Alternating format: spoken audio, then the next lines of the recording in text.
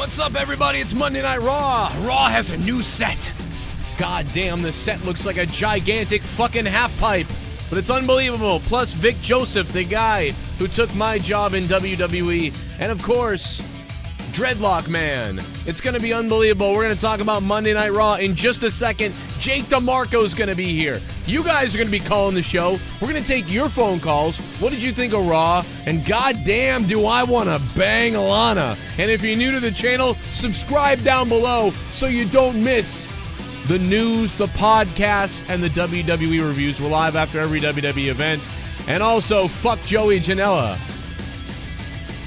All this and more in just a minute.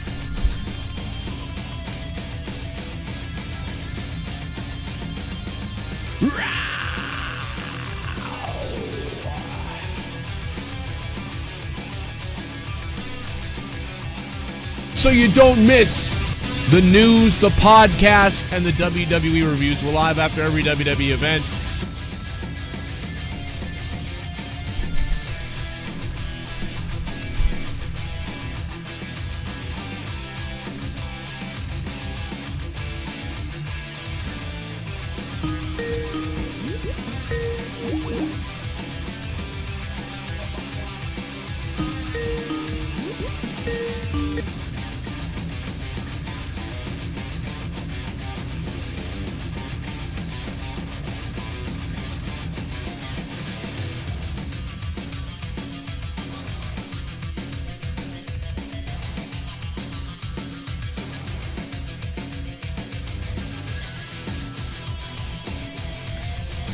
Alrighty.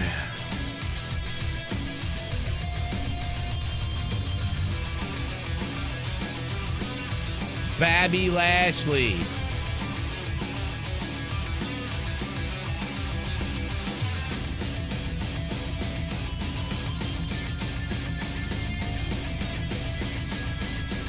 You're gonna get it, Babby. Wow, a lot of people upset over Bobby Lashley. What a just... I mean, here's the thing. One thing I will say about tonight is Monday Night Raw. The start of Raw was pretty... was okay. You know, it was kind of fun.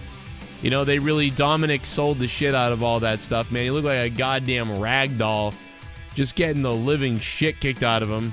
So, you know what I mean? I got to give it to offspring of Rey Mysterio. It was really... That was a fun kind of beginning. It was chaos. I mean, we've seen it a million times from Brock Lesnar, but even with that being said, I'm going to give credit because I thought it was okay start.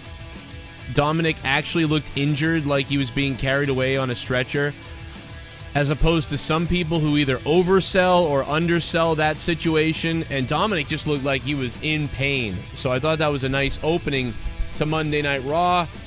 And then I thought the closing was... interesting that they did all of that to end the show tonight, but everything else for the most part to me felt fucking flat. I am very confident in saying tonight's Monday Night Raw was a terrible show, and we'll get into more of that as we continue. Jake, what are your sexual initial thoughts? I know that if I had my wife being taken by a black man, all muscled up and sexy looking, I wouldn't just stand there. But she's already gone, absolutely maybe. Give him his $100 and start videotaping right away. Like, oh, yeah. Why was Rusev just standing there? He's in shock. He can't believe it. She left Shock my ass. That made him look more like a fool. You know, that's the sad part. When they rest, it's as old as time in wrestling. Those invisible barriers. You know, the guys on the outside, and you can't quite reach them, even though you can leave the ring if you want to. You know, they just lean over the ropes like, you're out of reach. It's an old wrestling trope. I get that, but yeah. It was just... Well, I didn't mind it in this case. This one I didn't mind. This is the one... I don't like it when they're in the ring and then the guy leaves the ring and then the other guy's like, oh, I guess I can't go through these ropes to go get you. I hate that. But the Rusev tonight, that didn't bother me, because some people, they'd run and want to beat you up. But other people might be just in shock. So, like, that didn't bother me. It just went on for so long to me. Like, they, you know, all right, he kissed her the first time, and they had to keep going with it. I feel like it could have been, much more concise. Whatever. I'm not going to. I mean, that was the best part of Raw. The worries, so. but I didn't care for the angle. Oh, now she's betraying him, and all right, Bobby Lashley. All Isn't right, Maria doing this? Like out of everybody to come back or to see again, I was hoping maybe it was McIntyre coming out. Like that would have been more appealing. I just don't give a shit about Bobby Lashley, so I didn't have any interest in the angle. I'm kind of over Rusev at this point. He looks ridiculous. Yeah, he don't look right. He looks like when the Ultimate Warrior came back at WrestleMania 8 and he didn't look like the Warrior anymore. Yes. And that's because Rusev lost weight and got all trimmed and everything. I think it felt very disjointed and odd, and he had done a face thing earlier in the night, then he went right back to being a heel. Like he was just flopping back and forth, pulling the Big Show heel face thing.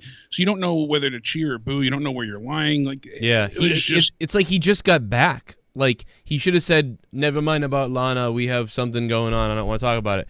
And then maybe next week do this or something, or the week after that. So rushed. That's what I'm saying. But honestly, dude, I don't care. Like that was not that was the best part of Raw to me. No, but it's the thing that stays in your mind because it's the conclusion to the show, and really the focus should just be on Bray Wyatt and Seth Rollins. You're building towards Hell in a Cell.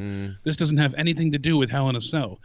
This is, a wow just for the sake of shock factor. They're trying to do all these things to make it exciting because the one thing is always they want boring. to pop the audience, but I feel like they could have gotten away with just having a really good match and then having Bray attack both of them.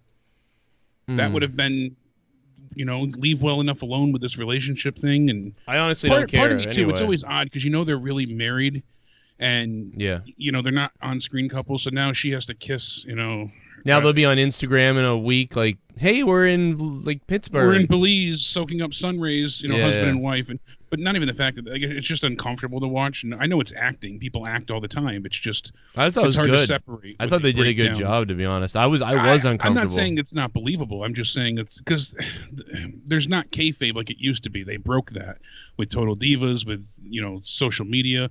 So I don't know. It's just. It's more uncomfortable than it is like, oh, wow, no, her husband, her wife, that kind of stuff. This was a mess, though, tonight. This was just horrible. I like the show more than you did, I think. I think we're going to disagree on a few things. It doesn't sound like it if you didn't like that. I don't know what the hell you liked. I liked a lot more the night, honestly. I surprisingly enough, loved the beginning. I thought it was great. And I know we've seen Lesnar do these things before. But I was loved hyped up for it. This is genius.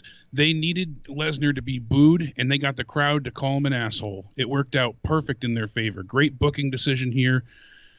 It worked well all the way around because they want him to go in as the definitive heel on Friday on SmackDown. They want Kofi to be the ultimate underdog babyface, and unfortunately, the crowd was cheering for Lesnar. So they did the best they could with what they had to make him, really get the crowd to turn on him. And attacking Dominic was perfect. The setup to it, he looks over, he sees his kid, he walks out, Dominic sits down, had like a little bit of a sizzle to it, slow build, and then he just was so vicious, throwing him around, as you said, like a rag doll. Dominic sold the hell out of it. It felt like only Jerry Lawler wanted to commentate on what was going on at one point during that. It was like, where did the other guys go? It was like Vic Joseph is a fucking robot copy of Michael Cole, and unfortunately, and where I'm not sure about Dio either. I mean, the Dio's there because they need a black guy. Just say it. Everybody knows it. They want a black guy there. Just say he's a good affirmative action choice. He's a good guy. He sounds like he's fun to be around. Sounds pretty cool. They put him there because he's black. That's the only answer. They put Vic Joseph there because he's a puppet. I mean, only Jerry Lawler stood out to me as like, well, Jerry was okay. But everything else, they should have made him heel. I mean, unfortunately, you need him to be that heel commentator. He was odd in the position he was in. He really was. And I do want to say I give them credit for, you heard the siren for the ambulance take off, but they didn't, have the video in the back at that. They showed it later on, but it was cool that you heard the siren as it was like, you're like, oh, what's going on here? Like, it made it feel more believable in a sense. Like they really tried to. They're trying to have that old timer like Jerry Lawler to be there, but to go with younger guys to appeal to the audience. People are feeling like these old timers are there, like they need this young feel, this vibe of hipness, and that's what they wanted. That's why they went with such a young guy, Vic Joseph. I want to say Vic Joseph is about my age because when I spoke to him, me and him talked about wrestling memories. Our memories are very similar. In fact, I think if anything, I think I'm older than Vic Joseph, and I'm talking about when I was down at WWE for my commentary. I'm pretty sure he's about my age. Let me go take a look at his age, actually, now that I think about it. You know, it's not sour grapes. Someone said that. There are people going to say it to me like, oh, he's the guy that, you know, they hired over you. That's why you're mad. I'm not mad at that. I just really think that he is very robotic. This is what they wanted. They want, like, oh, can you be exactly like Michael Cole? Because you look younger, though. What I will say about Vic is he does throw out a few more move names that maybe Michael Cole wouldn't say. You know, he's taken the time to grab some of those moves and get them in there. It mostly shined during the AJ Styles match. And you know, he does have a little bit of, you know, something more than Michael Cole, but for the most part, he really is just this same thing, this robotic, like, he's gonna fly, like, he said the same thing, like, you know, Styles is gonna fly, you know, it's the same sort of, he even almost pronounces stuff similar to, Michael Cole. It's very bizarre. He's, according to this website, 33 years old. Yeah, they say here he was born July 8th, 1985. Yeah, so. I seem to know a few more things than him about growing up with wrestling, so I remember thinking, like, you seem like you're my age, but he started, like, a little bit after me, so, like, yeah, he's younger. Okay, that makes sense. I'm 2 years older than him. He'd be than 34 now, so, yeah. Okay, all right, so I'm only a year and a half older than him. Yeah, he's my age, but he is. I figured he was my age because we were talking, like, I know me and him were like, oh yeah, remember this, remember that, remember, you know, like, he would be somebody that would probably watch this show, to be honest. Yeah, he fits in that demographic. Yeah. I the commentary had its moments where you're like, oh, this isn't too bad, and then other times it was so egregiously awful, you're like, oh, it kind of makes me miss what we hated weeks before. So it would have these kind of lulls to it where you're like, all right, this is tolerable. Then other times it just was completely terrible. So unfortunately, it wasn't bad all the way through, but it never really got good. There was okay moments pretty much just from Lawler. And the problem with him is, you know, he is kind of disconnected with current things. So he makes these really outlandish, terrible jokes. Maybe 1 out of every 10 seem to hit. Maybe, you know, 2 out of 10, but even that is like reaching. So right, it's unfortunate, but it just doesn't really click with the audience. Yeah, I don't think it I mean, I don't mind. I like the new set. I think it's kind of cool. It looks a little funny, but I like it in a way, so that doesn't bother me. But most people seem to enjoy it. A few people don't care for it. I know Trailbound said it kind of felt a little bit lazy. I had heard that this is the easiest for them to set up because it's the easiest to put together. I guess it kind of all assembles in pieces. Right. As where before they had to, you know, mount and rack everything individually. And it seems that way. So I really liked it, though. I love the fact that the pyro's back. I like the way that the pyro is high up on, you know, the risers with the lights above and behind the Titantron. I know everybody is referring to it as a skate ramp, which is funny, you know, seeing some of the memes come out of there. But, you know, it's definitely got that look to it. But I liked it. You know, it was almost distracting at times. Like when Rollins is coming out, he has the static look. It was like, holy cow! The camera couldn't even focus for a second. It was so bright. Looks like they're on a giant movie set green screen, but it's like, no, that's a giant digital fucking. Like, you wouldn't expect something like that. Yeah, Lesnar's entrance looked phenomenal with the way the fire trailed up and around the Titantron, you know, the digital fire. Right. And came straight down, and his letters were emblazoned behind him. It had a really unique look. And I was like, wow, they can really do a lot with this, so. Yeah, it was pretty cool. It was fun to watch. What's the next guy's stuff going to look like? Let's go to a donation now. You guys are supporting through donations. I really appreciate that. If we can get the support, I do have goals up. We're going to do a lot more of the This Is War TIW with me, Justin Bailey, and Dave Rose. At times, maybe Jake DeMarco will be there as well. And it seems like we're getting some pretty good support for that. So if you guys want to support that, everything else we do here for these shows, you can do the super chat down below, or you can go to the description box down below, go to Twitch Alerts, Streamlabs. That's the best way to do it. And that's in the description box. Just expand it. And all the donation amounts are listed at the very bottom if you want to see what each donation does, because they play all kinds of crazy different things. And we'll have some fun tonight. There's a few of them that are not on there. If you guys want to know what those are, you guys could ask maybe like Gatekeeper Drew if he's in the chat, or somebody like that who's a mod who knows what some of the other ones are. But anyway, let's take it away with what else we got. Oh, little bubbly. A little bit of the bubbly. That's it. Want some bubbly? Look at this stuff. El Gallo. Oh, a little bit of the bubbly. That's it. So nice to see Drew's wife happy with Bobby Lashley. I bet he fills up that crater cunt real good with his black semen. I'd pay to see that cream pie. Oh, Rabbit, God. gorilla, aubergine, nervous sweat, peach. You are fucked. Wow. Wow, El Gallo de Oro. That's the gringo way to say it. El Gallo de Oro. The gringo way to say it. Thank you, Golden Cock. I really appreciate that for the $3. And I do believe that is Gatekeeper Drew's wife. Super chat. His whore of a Lana wife. wants BBC Destroyer from Lashley. Lana does. She wants the BBC Destroyer. Goon! Goon, you might have hit the nail on the head. That's what Lana wants. Why wouldn't Lana want that? Speaking of that, my wife's home tonight, and I plan on fisting. I mean, well, anyway, let's get to some more. Back from Here vacation. we go, about to get it, man. All the way back. Here we go. Oh, no. Oh, God. Only hope was that Lana was swapping spit with the Fiend. Wow, imagine that. Imagine her just making out with the Fiend. That'd be bizarre. Chlorocat Meoweth.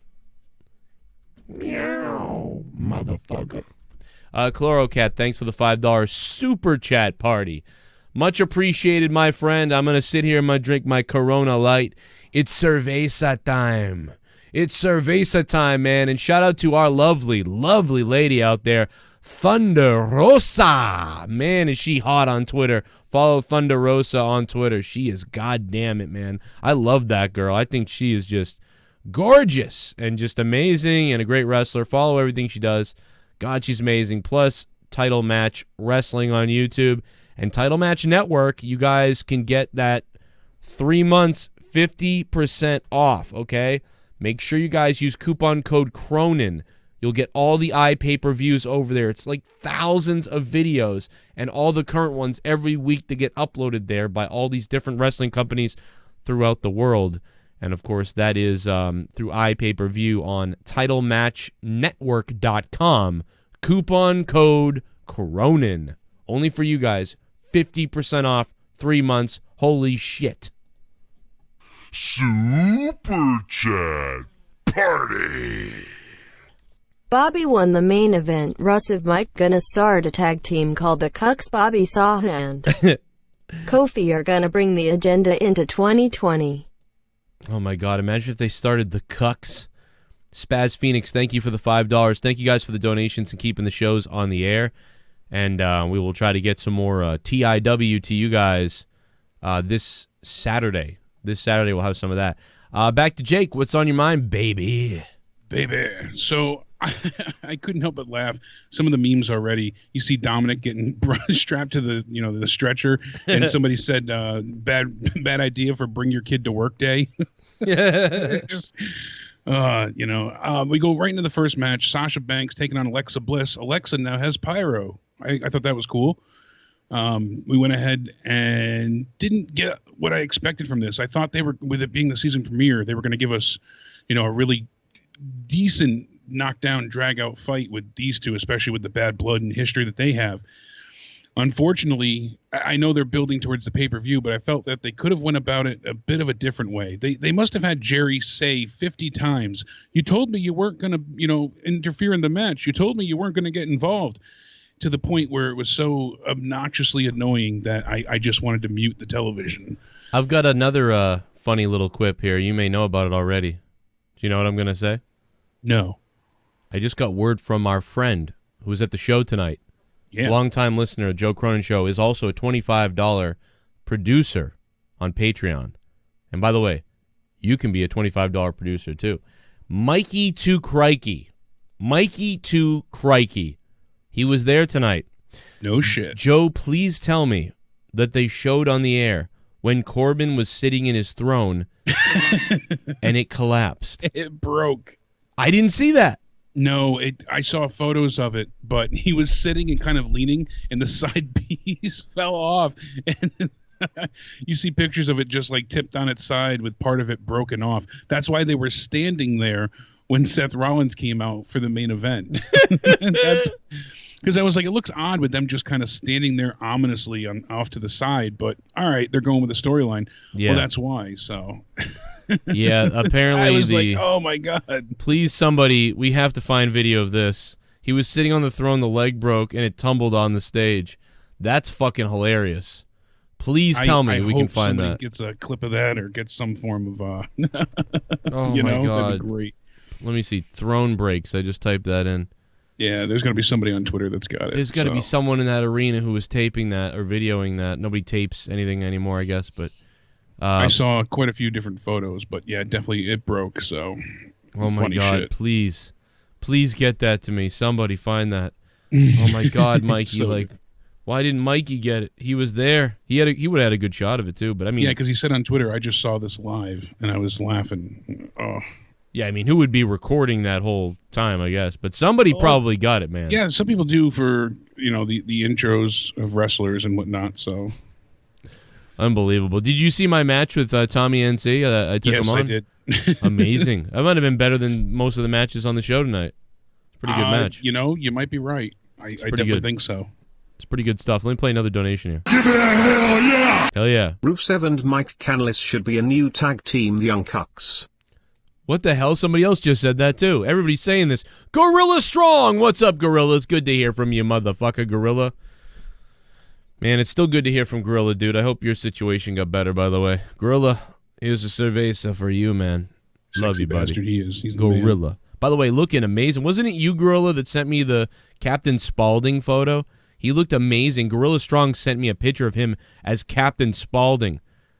He looked amazing. Like I really. If anybody could pull it off, it would be Gorilla. Yeah, so. send that to me again. That was insane. I lost it through all my shit that I had to look at.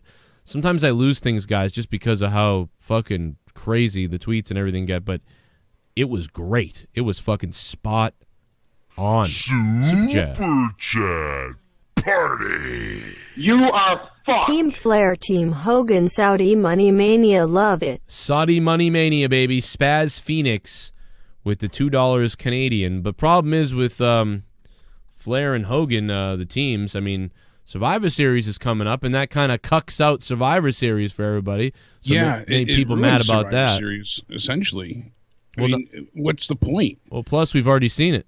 Yeah, and then I had everybody, sending us the Impact Lethal Lockdown, Team Flair, Team Hogan, so it's... Where have we seen this before? Yeah, not a deja vu scenario. It's fresh. Go with it. Now- TNA never existed. Hogan could make his team all over again. Jeff Hardy's with the WWE. Jeff Jarrett is in the back. And RVD can obviously be paid money to show up, even though he's with Impact. Callum found it. Callum found the video. He just tagged us in it.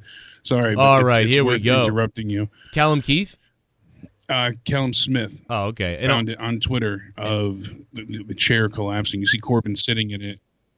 Ric Flair And can... as it's breaking, like it goes in right as it breaks. Is it on just- YouTube or Twitter? No, it's on Twitter. All right, tweet it at me and I'll find it.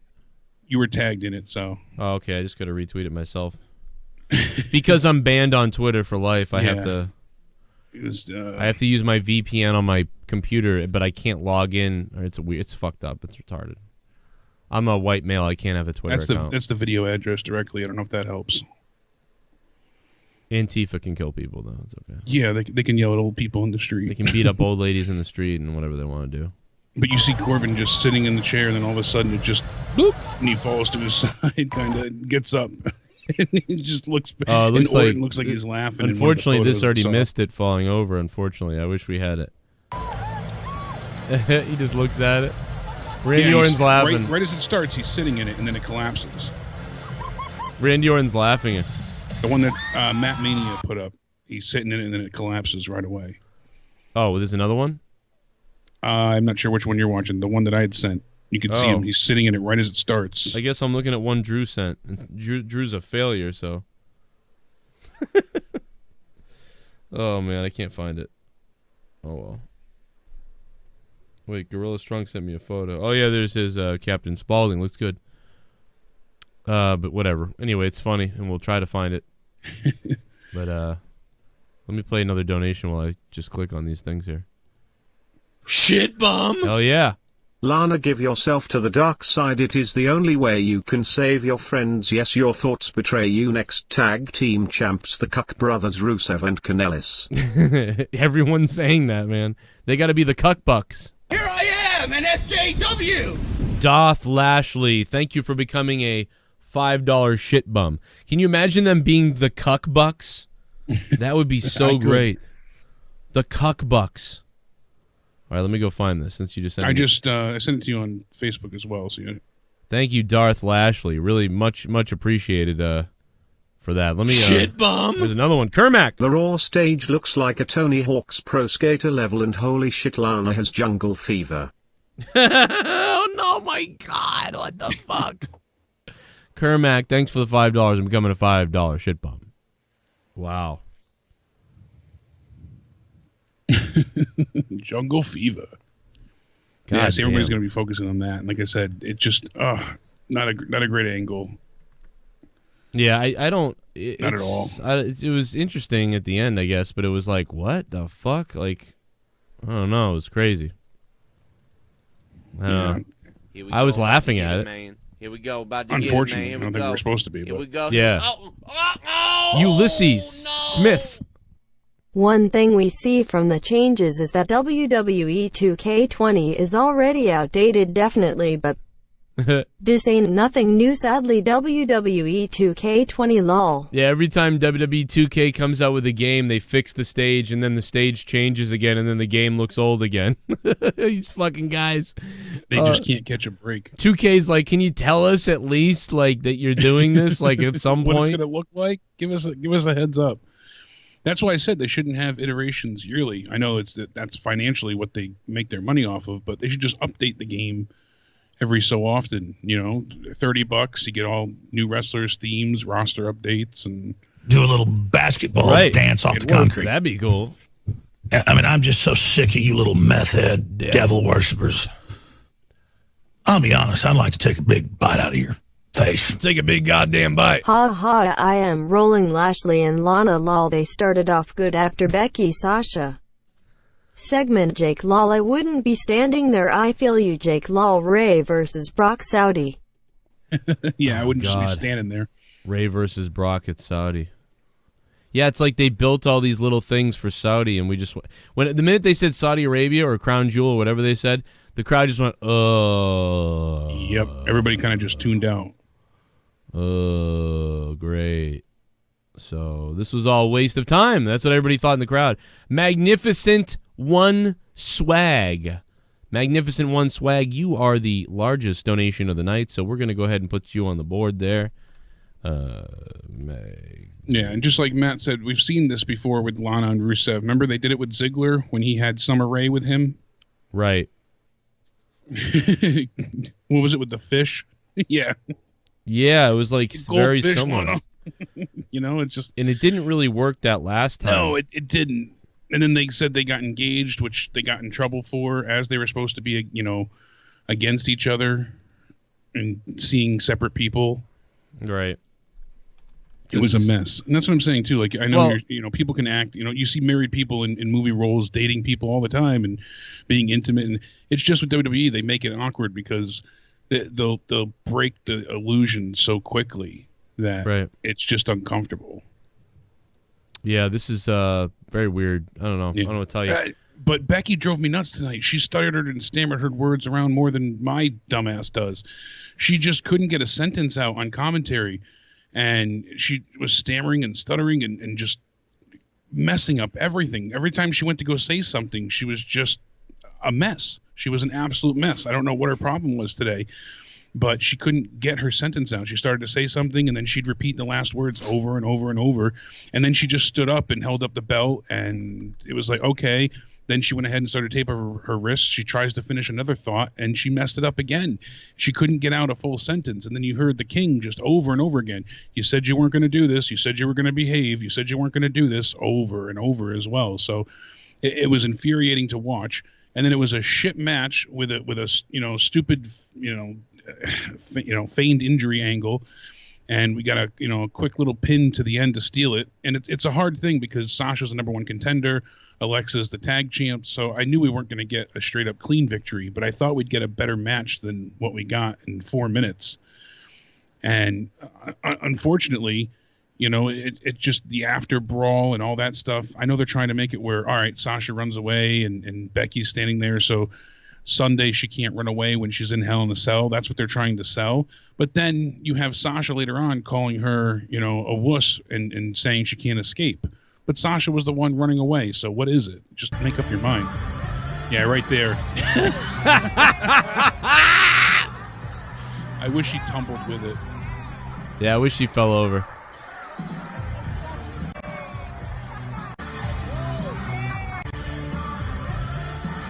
He noticed it. He noticed it in time. Yeah, he just caught it. Would have been funny if a bug was on him and when he jerked, that broke the leg. That's what screwed it.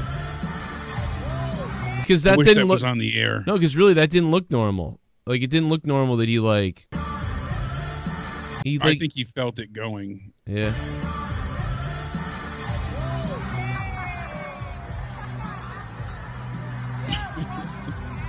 This is during the commercial, right? Yeah.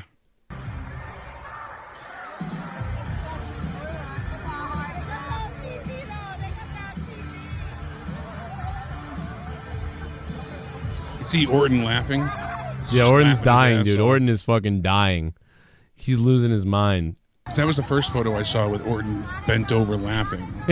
And now Rusev starts coming out. Corbin's like, you think this is funny?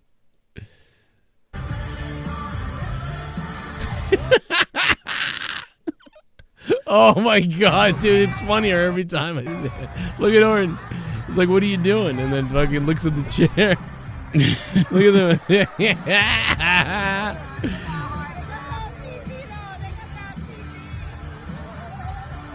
I wish that was on the air. He's covering his face badly. now.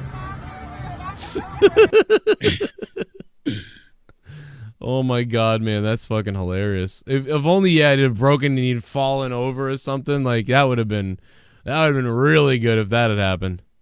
Oh my god. Hilarious. 339-226-6610. We will potentially take a phone call. Super just call on up. Super chat. Why were Orton and Corbin just watching Lana? Why were Orton and Corbin just watching Lana? Were they? Well, Yeah, they were wouldn't you? still off to the sides. Wouldn't you? I mean, that's what I'd do. I'd be like, yeah, fucking, I'm trying to look through her skirt or whatever. You see her legs when she wrapped around Bobby, dude. I would have just I'm gonna jerk off to this. I would have joined in. Yeah, dude. I don't know. It depends on what kind of guy Rusev is. Likes to see his wife hooking up with other guys. Then maybe he's into it. You never know. Whew, god damn, man. What a weird, like you said, it's just so much stuff happened at the end. They thought it had to be chaotic, which I get. You're going to see more of that because they're trying to, this is them again making up for the fact that they really can't get involved in good storylines individually a lot of times. So This is them throw everything out there. It's crazy. We don't know what's going to happen. They don't have long. It's a season premiere as well. So they want things to be chaotic. Plus, like I said, they don't have long because the draft's coming up. Yeah. So they don't know who's going to be where. And that's the thing that the writers are focusing on now, too. They said they don't know what storylines they're going to have to scrap or what they're going to have to alter. And they are nervous about it. We were talking about that out of nowhere. That's troubling. It is. Because they don't know. Vince always changes his mind. He might be telling you the whole time, well, Randy Orton's going to stay on SmackDown. And then that day, he'll say, you know what? He's going to Raw. And now for 2 weeks, you've been writing Orton storylines on SmackDown. So you have to change everything, right? And it sucks. That's a lot to deal with. Well, that was Raw. That Charles Russo had a graphic for her name when they went to her backstage. What about it? They actually had a name graphic for her. Is that new? Yeah, they never do that, so I was surprised. Really? I thought I'd seen that before.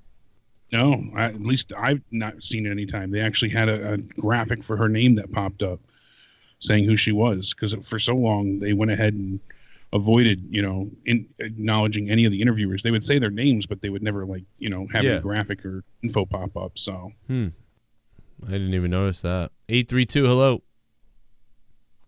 Hey, what's up, Cronin? What's up, Jake? What's going on? What's up, baby? Hey, God, you sexy beast, you. I'll give it to you. God. Hey, you think that Lashley's going to be tongue punching Lana's fart box tonight? Not in real life, but... Oh, no, Rusev wants to watch now. He's all Isn't horned up. Bobby married with kids?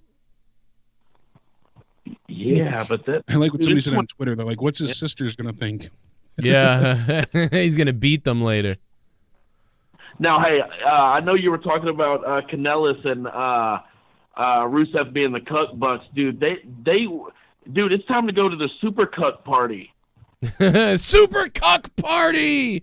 And it's only a super cuck party. And they'll say that when their wives are being, like, banged in the ring in front of them. It'd be great. Dude, hell. You go from Rusev being the father of Kanellis' baby to now having his wife cheat on him with Bobby Lashley. Oh, you know, it's funny. Baron Corbin just retweeted Matt Mania podcast's clip. Oh, the video? Yeah. So this That's is funny. This is still Gable's fault. It's pretty good stuff. All right, guys. Y'all have a great night. Much love. All right, bro. Good shit. You too. What do you think Friday night? Do we see CM Punk here?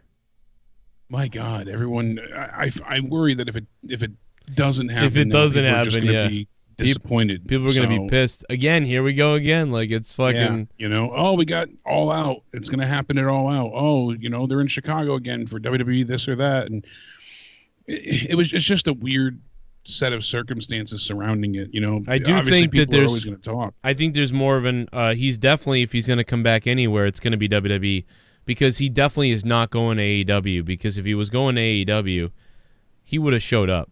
You know, yeah, it would have happened then and there. And he kind of made his stance on that pretty clear, saying like, oh, they never really made an offer. And then when something was mentioned to him, it was text to him, and he didn't really appreciate that. So that's just weird. The only other thing I can think, is that he went to WWE to say maybe he's interested, and then pulled out and said, "Oh, we'll talk later, I guess." All to draw the news that he did that, then doesn't show up at AEW.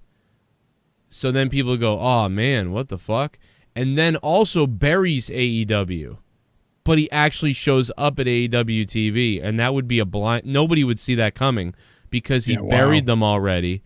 He then sent real feelers to WWE about interest, but never signs anything, and then shows up on TV for AEW, all the while churning all this news. So if CM Punk doesn't show up in the first couple weeks of AEW, and if he doesn't show up this Friday on SmackDown, then once again, we'll go back to saying, I'm not talking about CM Punk for at least 3 months. And then he'll be back again. And there'll be another I was refraining from even bringing it up at this point because... I hate it. I'm annoyed. I'm really at my limit. I know you are as well. You're past your limit. I said I wouldn't even talk about this, though. I mean, like, to be honest, like, I'm so fucking done. My opinion, the guy hates all of you and hates the wrestling and doesn't want anything to do with it. That's what it feels like. So if he doesn't... If he comes back, what capacity does he return in? I don't see him wrestling. But yeah, like an announcer or something. He's not built to wrestle right now. He's totally fucking small and everything. Like, he'd be an announcer or a host of a show. There was rumors he would host a show. He looked happy and in good, like, mental shape. You know, like his body didn't look beat up and destroyed. But no, he's way too skinny at this point. So I don't know. I don't know if the fans would be okay with that either if he came back and wasn't wrestling. So he finally returns and now he's on commentary. I mean, he'd be a great, person to bring on the commentary, I think. He'd be a great antagonist color guy, you know what I mean? I'd love to do that, to be honest, but yeah, I would love to do everything. I loved him on commentary when he had, the few injuries nagging him, so there were several weeks on Raw when he was, the Summer of Punk and whatnot, where he was on commentary. Right. He would be like the more uppity Corey Graves at this point, but he has such a wealth of knowledge, too, that he always had some little interesting tidbit or something to throw in. He looks like a drug addict. Someone said, no, he doesn't look like a drug addict. He looks like a fucking vegan or something. He looks like he's only eating, like, fucking broccoli and carrots. Yeah, That's he looks more emaciated than he ever has before. Leah's home, everybody!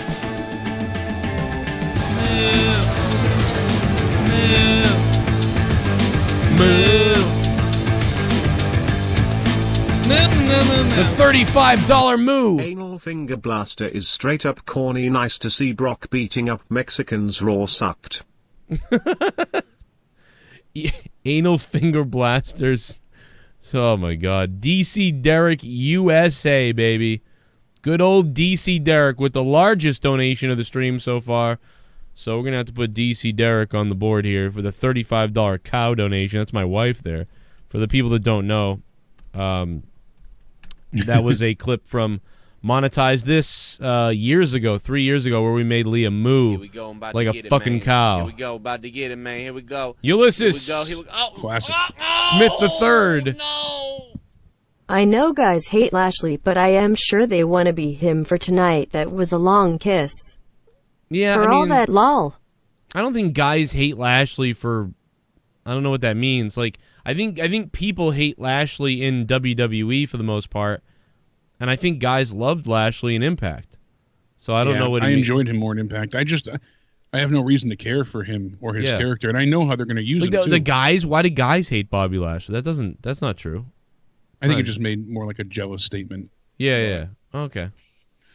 But honestly, that's the thing. There's just no interest with him because it's the face version of Samoa Joe. You know, they're going to put him in all these situations. He beat Roman Reigns when it was for Pride, but when it came time for the #1 contenders match, he lost. Every time it comes down, to push comes to shove and it matters, he can't get the job done. Right. They did that to Lashley over and over, title matches and feuds and everything. He would lose when it mattered. So, I mean, this could honestly just end up being another, they did it just to do it. now I'm sure that's likely what it is. Oh my god, dude.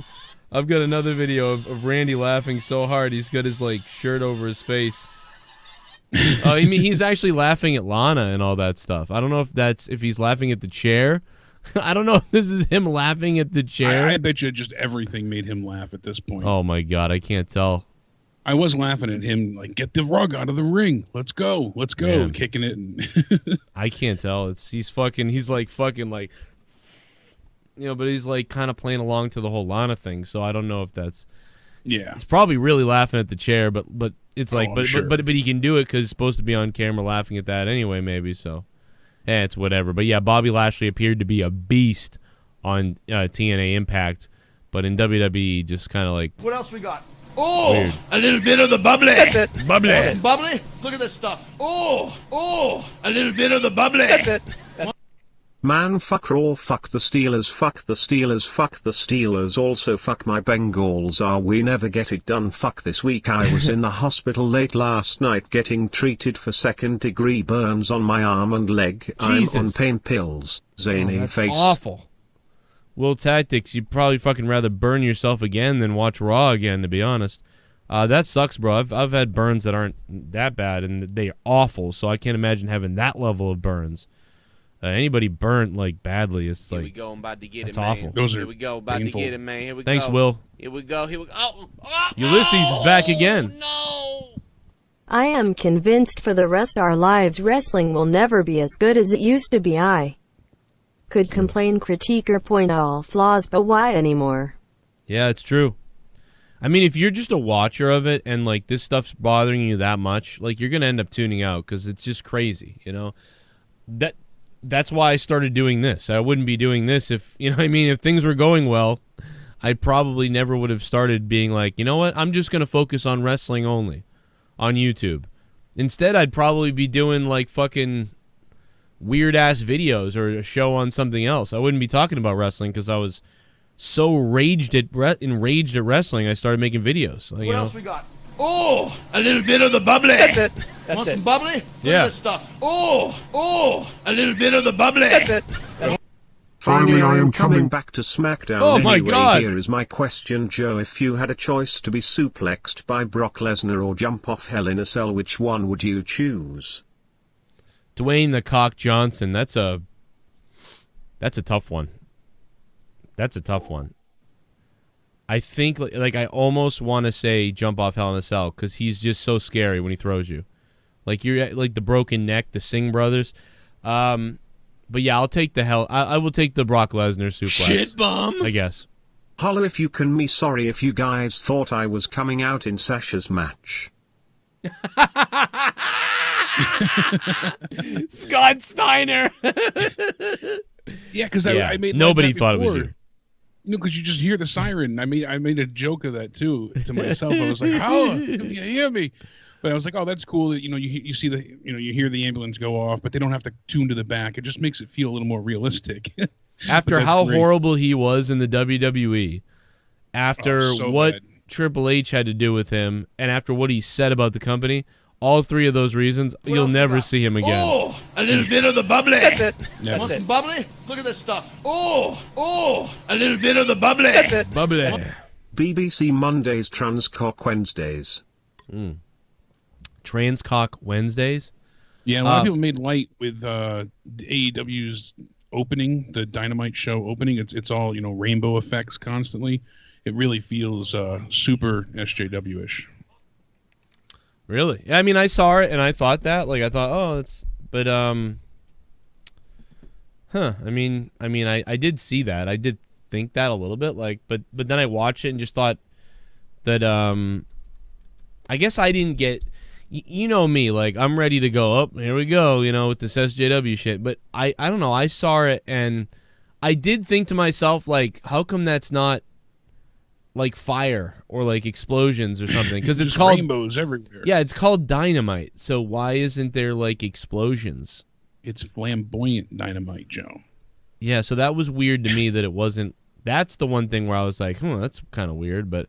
Let's go ahead and take a look at it right now. AEW sponsoring the Joe Cronin Show. Not really, though. I wish they were, but they're not.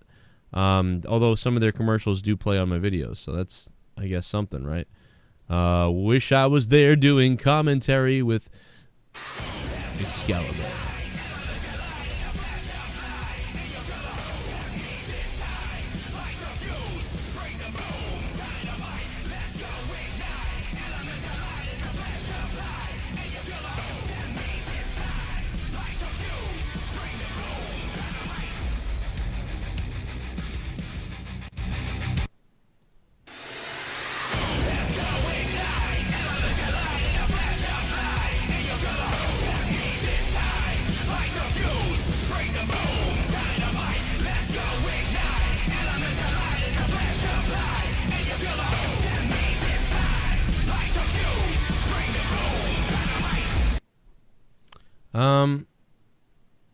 See, I don't have a problem with that. I don't have an issue with it, but I laugh at the jokes coming from it for sure. I mean, I get it. It looks like they're having AESJW, it's yeah, it's a little. I did see it, and it was unexpected to me when I saw it. I was like, that's weird. I would have expected more like grit, like more like flames, and like kind of throwing back to the old, stuff. I did expect like pyro and like maybe explosions and fireworks stuff. Yeah, you were ready for dynamite, not dynamite. Yeah, dynamite! Like, oh my god. No, but yeah, not enough. JR. It was welcome. It wasn't enough to make me tweet about it though. I just kind of looked at it and went, "Oh, okay, that's interesting." I didn't think I'd see, Rainbow Clay. It would be in the intro for the AEW.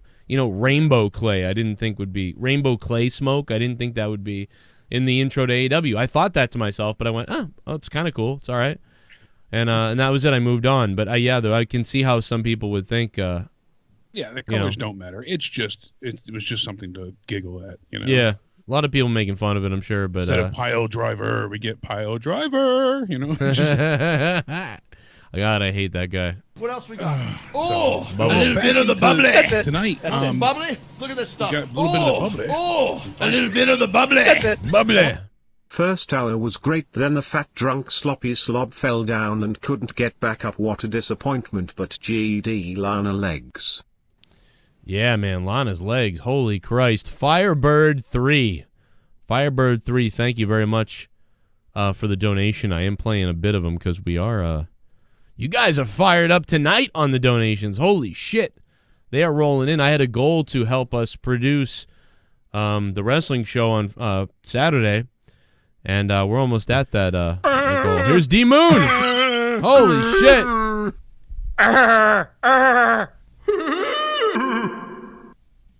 Yo. Raw was okay. I'm actually looking forward to SmackDown. This donation was sent while taking a fat shit. Oh. DMOON, DMOON, thank you for the 1414. I thought Raw was a 2 out of 10 tonight. I'll give you my grade is a 2 out of 10. That's coming from me. I'm giving it a low grade because I fucking think everything sucks. But SmackDown, yeah. I mean, let's get excited for that. Hopefully, I am excited for SmackDown. I was looking forward to Raw, honestly, but SmackDown, I'm like super excited for, and I really should have better tempered expectations, but. Super excited for it. Super excited. Sorry, I apologize. I can't hear shit still with donations. Oh, here they come again. Let me see if this triggers it for you. Turkeys hate us? What if they filleted us? What if they killed us and ate our children? What if the turkeys ate us? What if they filleted us? If the turkeys ate us, if they had to hate us, Thanksgiving was a little bit different. Instead, the turkeys ate us. They gobbled us apart. But first they'd eat our nuts, and then they'd eat our butt. The turkeys ate us. Oh my God, Bray Wyatt! What if the turkeys ate us? What if the turkeys ate us? What if they ate our fucking nuts? What if the turkeys ate us instead of mashed potatoes? Instead the turkeys ate us.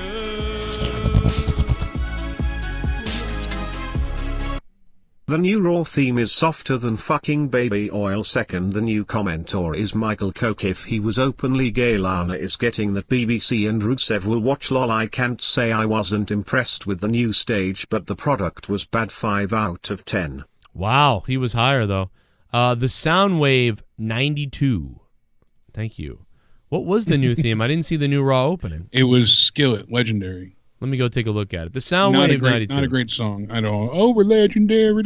You know, they just focus on the lyrics to make themselves try and... I hate that. Who gives a shit if the lyrics make sense? Just give us something good. Slipknot is a perfect intro for NXT. We are not your kind. It fits. All right, you want lyrics and a good opening? There you go. But why are all rock songs like this now, dude? Why are all rock songs like... I don't get it. Dude, they're all like that. I went to look up modern day rock like instrumentals for the show, and like so many of them on audio, fucking Nation Audio Jungles, they come up fucking. They're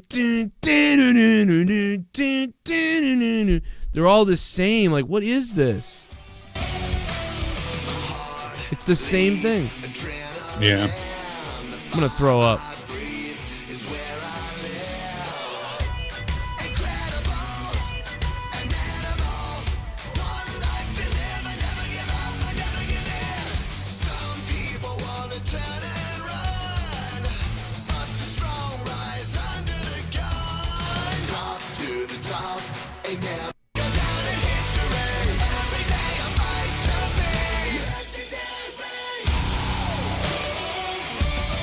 Ugh. It's the Nickelback meets, like, it's the Nickelback meets, like, We Wanna Be Linkin Park, like, meets something else. Yeah. So many bands sound like that now. I loved, you know, obviously the Raw theme back, you know, Attitude Era, 98. You know, when it would have the Warzone one. That's why we and made then the I really like Union song. Underground as well. Yeah, they're all right.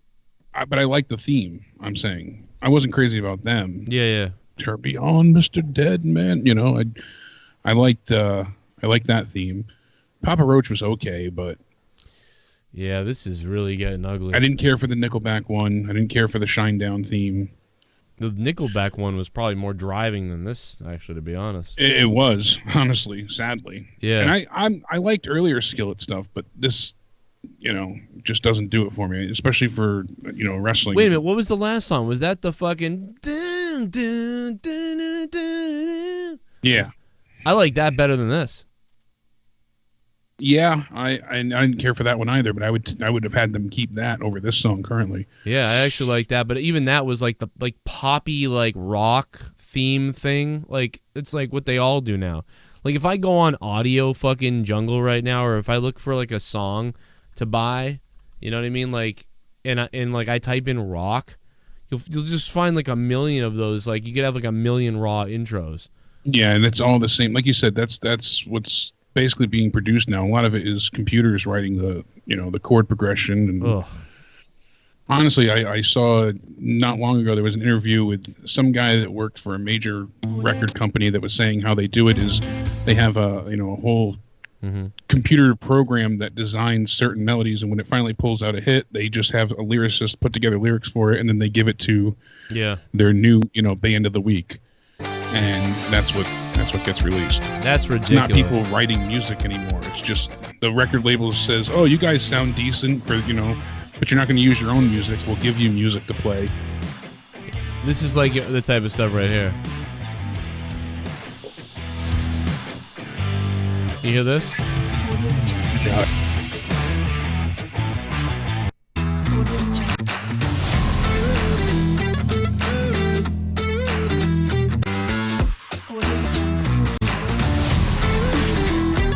It's all that type of like.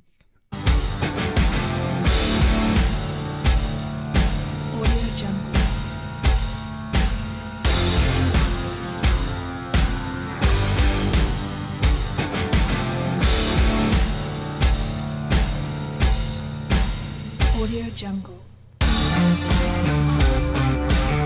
It's all that type of like it's all that type of bluesy turned like we're playing beer pong at college, like party fun guy song. Like it's this type of thing too. Here it is again.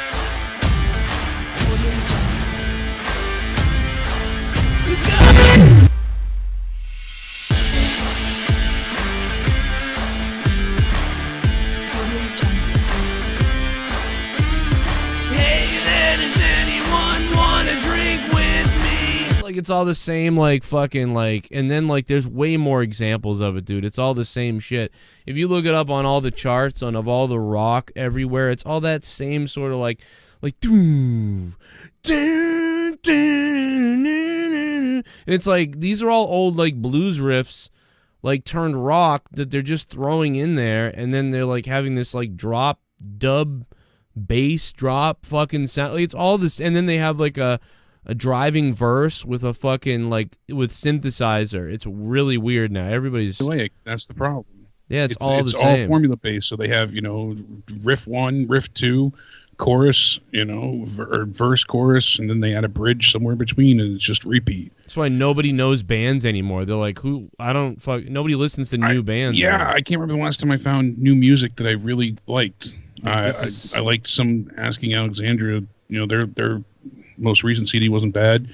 Ghost, their CD wasn't bad. I like Ghost. Yeah, that is the band I like. But they've been around a while too, kind of. I did pretty good tonight. I saw your wife in Texas. Did she say anything about me? I had a great time. Vic Joseph, you son of a bitch, Vic Joseph. You son of a bitch, Vic Joseph.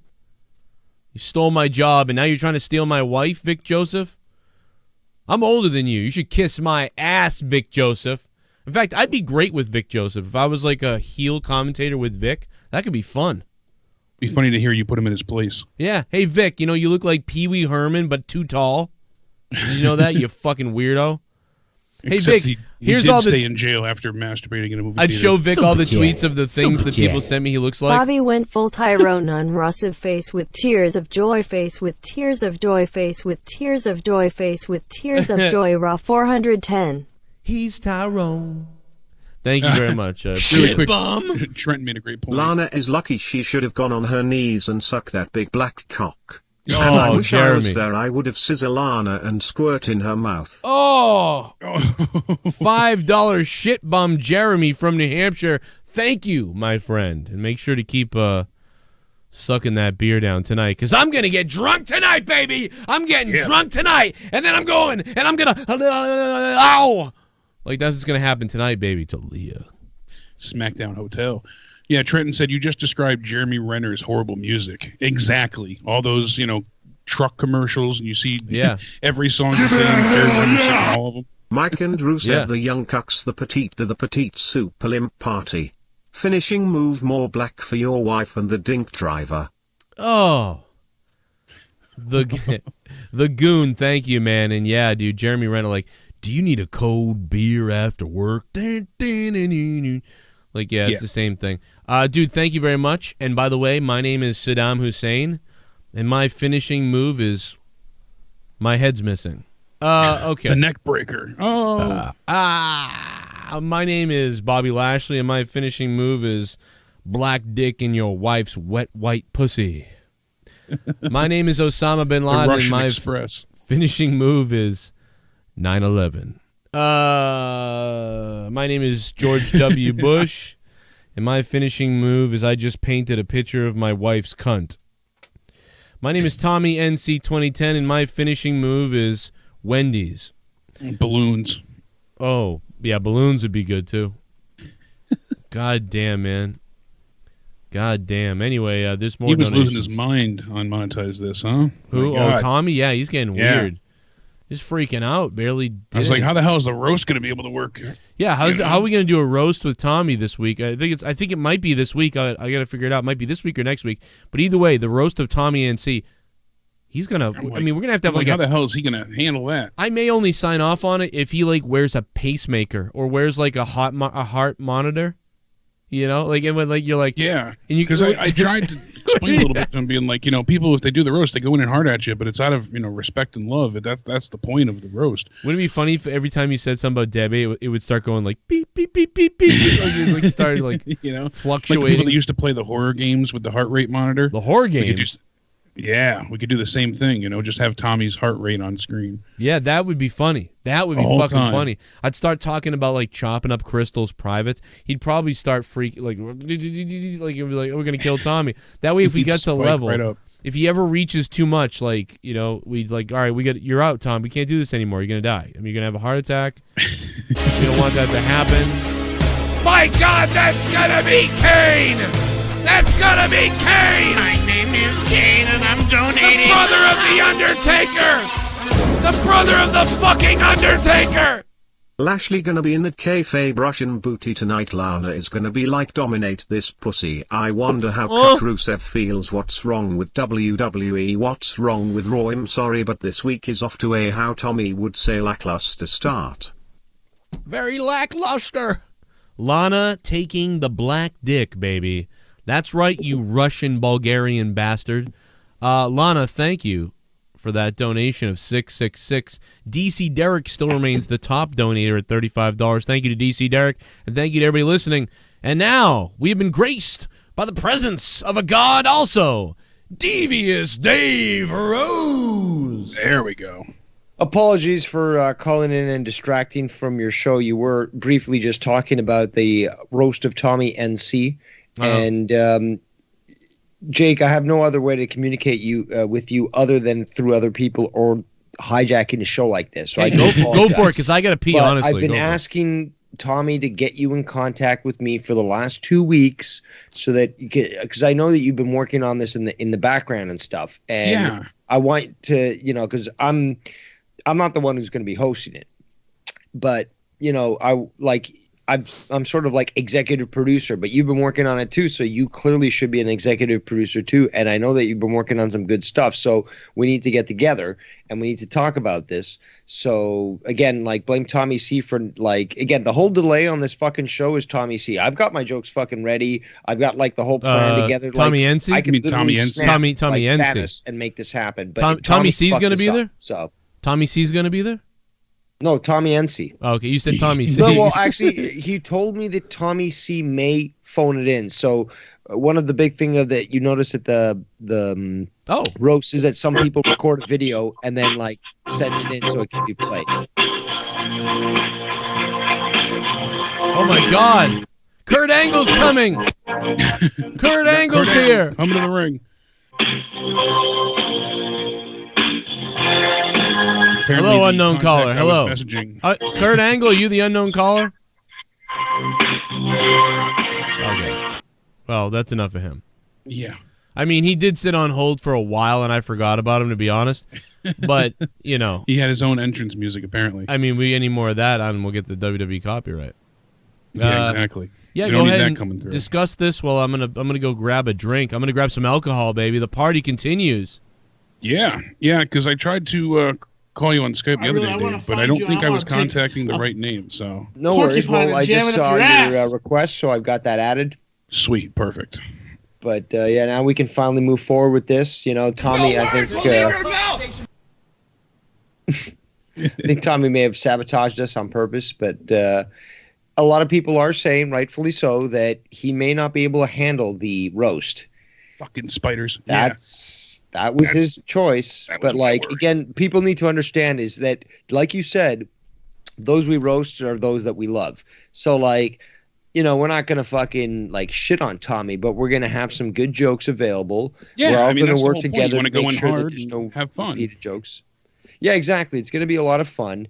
And more importantly, we're going to have a variety of different jokes. And Tommy is going to be, again, you got to remember how an actual roast like Comedy Central does.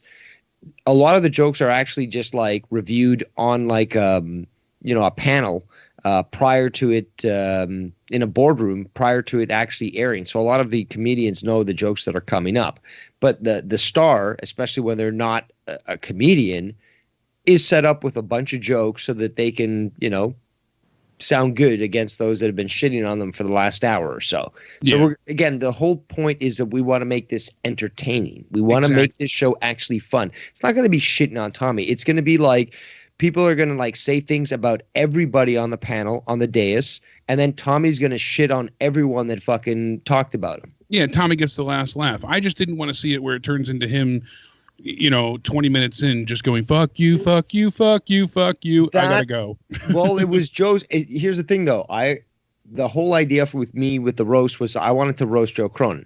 Okay, I wanted actually somebody. Yeah, I wanted to be in that this for position years. of the executive producer and let somebody roast Joe Cronin because I'm not that funny, although I have some great jokes. But the point is that like Joe chose that he wanted Tommy first. Well, if that's what Joe wants, I'm a Joe guy. And that's what we'll Joe do it gets. as a test and see how it turns out. You know, Tommy will be the guinea pig. But you make a great point, and I don't know if Tommy's going to be able to handle what is supposed to be just a show for fun. It's not like we're there to shit on him. It's about like let's make fun of all our faults and weaknesses, and just have fun doing it. Exactly. You know, go ahead and have a good time had by all. And I just genuinely, you know, didn't want to see everybody tune into a roast and then suddenly our, you know, man of the hour disappears. I would hope not, but that's the thing, though. It's Joe's the one who decided he was going to be the first to be roasted. So this literally can go anywhere. We'll see. You know, we'll see what happens. Either way, you know, I started writing jokes for Joe's roast a while back. And kind of kept a little, you know, little tab together of things that I was saying. And, you know, it was all for good fun, like you said. But that's how you plan it, though. That's exactly.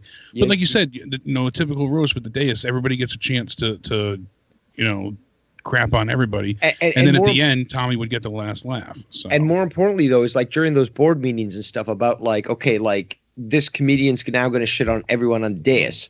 Like comedians will suggest, okay, shit on me for this reason, or like, you know, why don't you talk about this?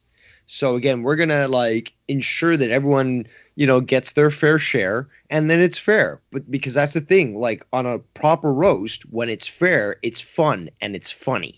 Exactly. And everyone gets theirs, and everyone just laughs it off at the end because it was all a joke in the first place.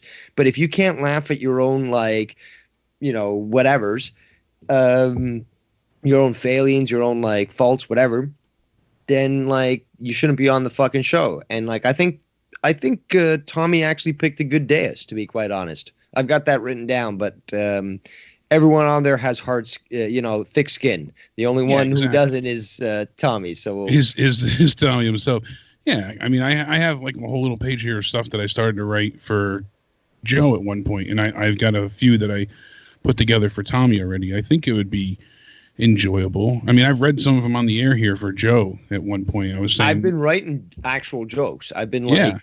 I said jokes. One of my favorites was, Joe finally got his 23andMe results in. He's 42% Irish and 58% e-beggar. I love that one. That's You shouldn't have shared that, man. I said that one on the air already a while ago. But now you've reminded people. Yeah, but that's we're not. There's no problem with reusing jokes. It's just making sure that people don't remember that. Exactly. You can't give away your own material, but I think it'll be fun if Tommy can. It will be fun. Go through with it. I think everyone will have a good time. I just hope that Tommy will be the one that holds his composure, because he's going to be given a bunch of jokes here. And here's the biggest challenge. Like, fuck everyone that's going to shit on this or like say like it didn't come out to be a good job. How the fuck do you explain a joke to someone who is illiterate? Okay, how are you, as an executive producer like Jake and I now are, how are we going to convey a joke about, say me and, I don't know, what's the current joke about me? I don't know, like what people are saying, but like, like people shit on Dave Rose, that's fine. People shit on Jake, that's fine. Like go eat a fruit, whatever. But like the thing is, how do we make sure that, because Tommy, when he does his stand up, he literally just draws pictures, right? So it's like that's how it reminds him of what it is that he was going to talk about. He draws a little dinosaur so he knows to talk about. So how the fuck are Jake and I give this guy a great script? We could write, and anyone that could read it could fucking hit it out of the park.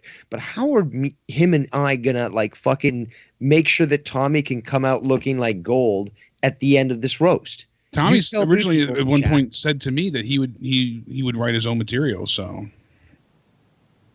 Oh, he said this was when we went through the roast of Joe, and I had mentioned it to him. I was like, well, because we were talking about his stand up, and I had said to him, oh, would you want jokes basically not written for you, but tailored to you? And he's like, no, I'd want to write my own. I'd come up with my own jokes. I said, all right. So I don't know if he'd still want to do things on his own or not. That'd be interesting though. I'd like to hear the ketchup packet. It sounds like me Tommy wants to go the route of America bombing Iraq, because it's just going to be a fucking total bombardment. Yeah. But hey, whatever he wants, that's the thing though. Like I think every person that like is going to be roasted should be able to decide who's going to roast them, who's going to be on the dais, and what they choose to do in response to what's being said to them. If Tommy wants to be the one that does all his jokes and they fall flat, that's his choice. Maybe it's going to be funny. But like, we always have the option of trying to write jokes for him, or trying to like give him material that he can use. Or maybe even like, with a deaf person where you've got a translator, we could have somebody that will translate for Tommy at the point and sort of like give him some support. Yeah. And people said, when do you actually put someone over in a roast? That's the whoever's on the dais, that's their job. After they're done tearing the person down, you build them back up. That's if you notice on a roast, you hear all the jokes. Or you compare them. It's like, yeah, we're roasting you, Tommy, but look at this fucking fat fuck on this dais. Exactly. It's just like you could do anything to fucking make it again, return it back to him being the star. And again, we know that he is sort of obsessed with that. Yeah, he certainly would enjoy the attention. So I think that would be interesting to say the least. But I'm glad that we can finally connect despite Tommy's incompetence. Everyone that wants to like hate on why it took so long to fucking get this going, blame Tommy. Yeah, Tommy was like, God, gotta get a hold of him. I was like, yeah, I know. I'm going through you is not happening. It's not working. But Did you catch hopefully- any of Raw tonight for the season premiere? No, season premiere. Yeah, it's technically they just do it so it lines up so they can say they have X amount of seasons, and it also qualifies them for certain award shows and I whatnot, haven't things like watched Emmys. wrestling in like at least 3-4 months. I'm like, look, I'm only tuned in because of Joe. That you guys make it funny, you guys make it enjoyable. Even listening about a show that I don't even watch, but again, I do like pro wrestling, but I've gotten very sick of fucking this continual diarrhea that we're seeing. And first of all, the fact that you guys can endure this is, very much a skill and admiration. But it's just that what you guys talked about on this episode, it just makes me wonder, like, why would anyone other than a casual want to tune in? Because it's just so discombobulated. Like, there's no consistency. There's all these weird things that going on, and it practically resets almost every week. Yeah, and that's the unfortunate part. There's not many storylines that continue week in, week out at this point. They're kind of jumbling things together. And then you will have a story, and then all of a sudden you won't hear about it for 2-3 weeks, and then it'll cue back in, and all of a sudden these people will have a match once more, and then it'll be a null point for the next 2 weeks, and then it'll come back. So that's one of many problems. You know what? One of the greatest sort of feelings or experiences I had with pro wrestling as a kid. Now, the first wrestling I ever saw was 1984. Remember Hogan.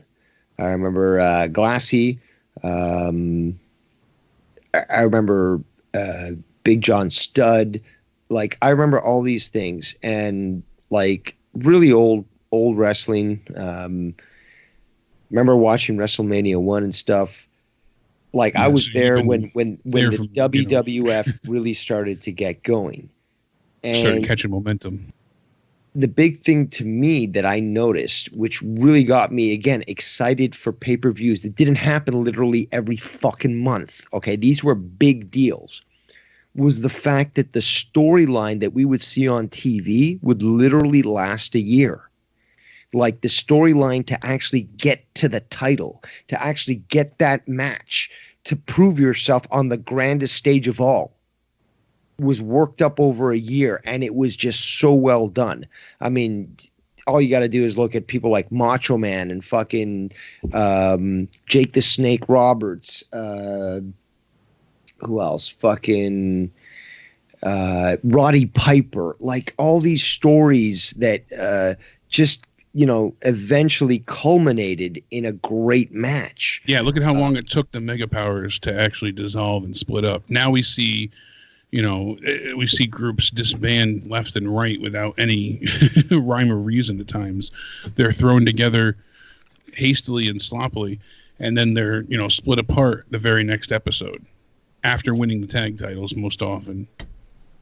I didn't know if you were looking forward to AEW starting this week, if you're going to be tuning into that on Wednesday. Okay, so that is starting this week on TNT, correct? Yes, this Wednesday. Okay, good, because I want to fucking tune in live, and I plan to do so.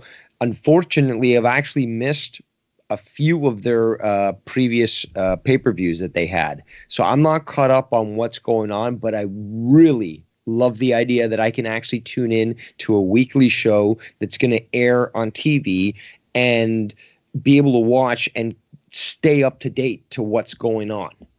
Yeah, I know a lot of people are looking forward to that, because with AEW, you've only had can you watch behind the scenes. What's the Canadian schedule out there? Is he going to get the same time? Yes, they announced earlier that their deal in Canada is all set, and it'll be on... it starts with a T. TSM, TSN. Oh, wow. Because TSN is actually... That's where the hockey Renee is. started. That's what the hockey is, isn't it? Yeah. Well, there's a bunch of stuff. But, like, Renee, Ambrose? Basically started on TSN. And, they've featured WWE there before. So this is interesting because it sounds like they're going to be featuring both shows on the channel. So we'll see how that goes. Yeah, it's certainly interesting, and I'm glad that the Canadian market was able to get that. I'm trying to find who sent me that tweet earlier, but they went ahead and confirmed that, that it is happening. And Dave Meltzer sent it out saying AEW Dynamite's Canadian deal just finalized live Wednesday on TSN. So that's fucking awesome. I'm glad that they actually have the point. Oh, it was Brandon Hicks. Thank you, Brandon. Show it on there. And I hope the best for AEW. Again, it's new, it's different, but you know what? Again, compared to the alternative that you guys watched tonight that I could not bring myself to do so, it's about time. I need to watch something different. I need to watch something that's just something that is new, What is your stance going to be though on the sort of the SJW angle of AEW though? That's an interesting aspect because that's been brought up so many times.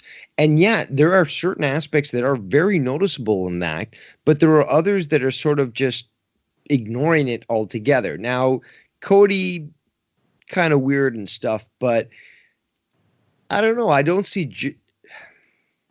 I think it's a lot more complicated, and I do sound very boring if I speak for extended periods of time, but I don't think it's going to be predominant in their operation. I think that it's going to be evident, but it's not going to overwhelm the script or the storyline of the majority of what we're going to see, if that makes sense.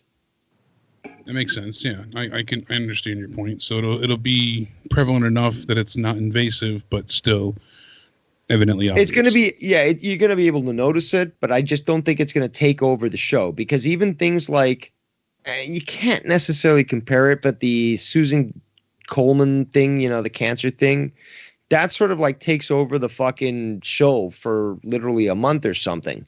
Yeah, and that's sort of SJW-ish in the sense that it's trying to bring attention to certain social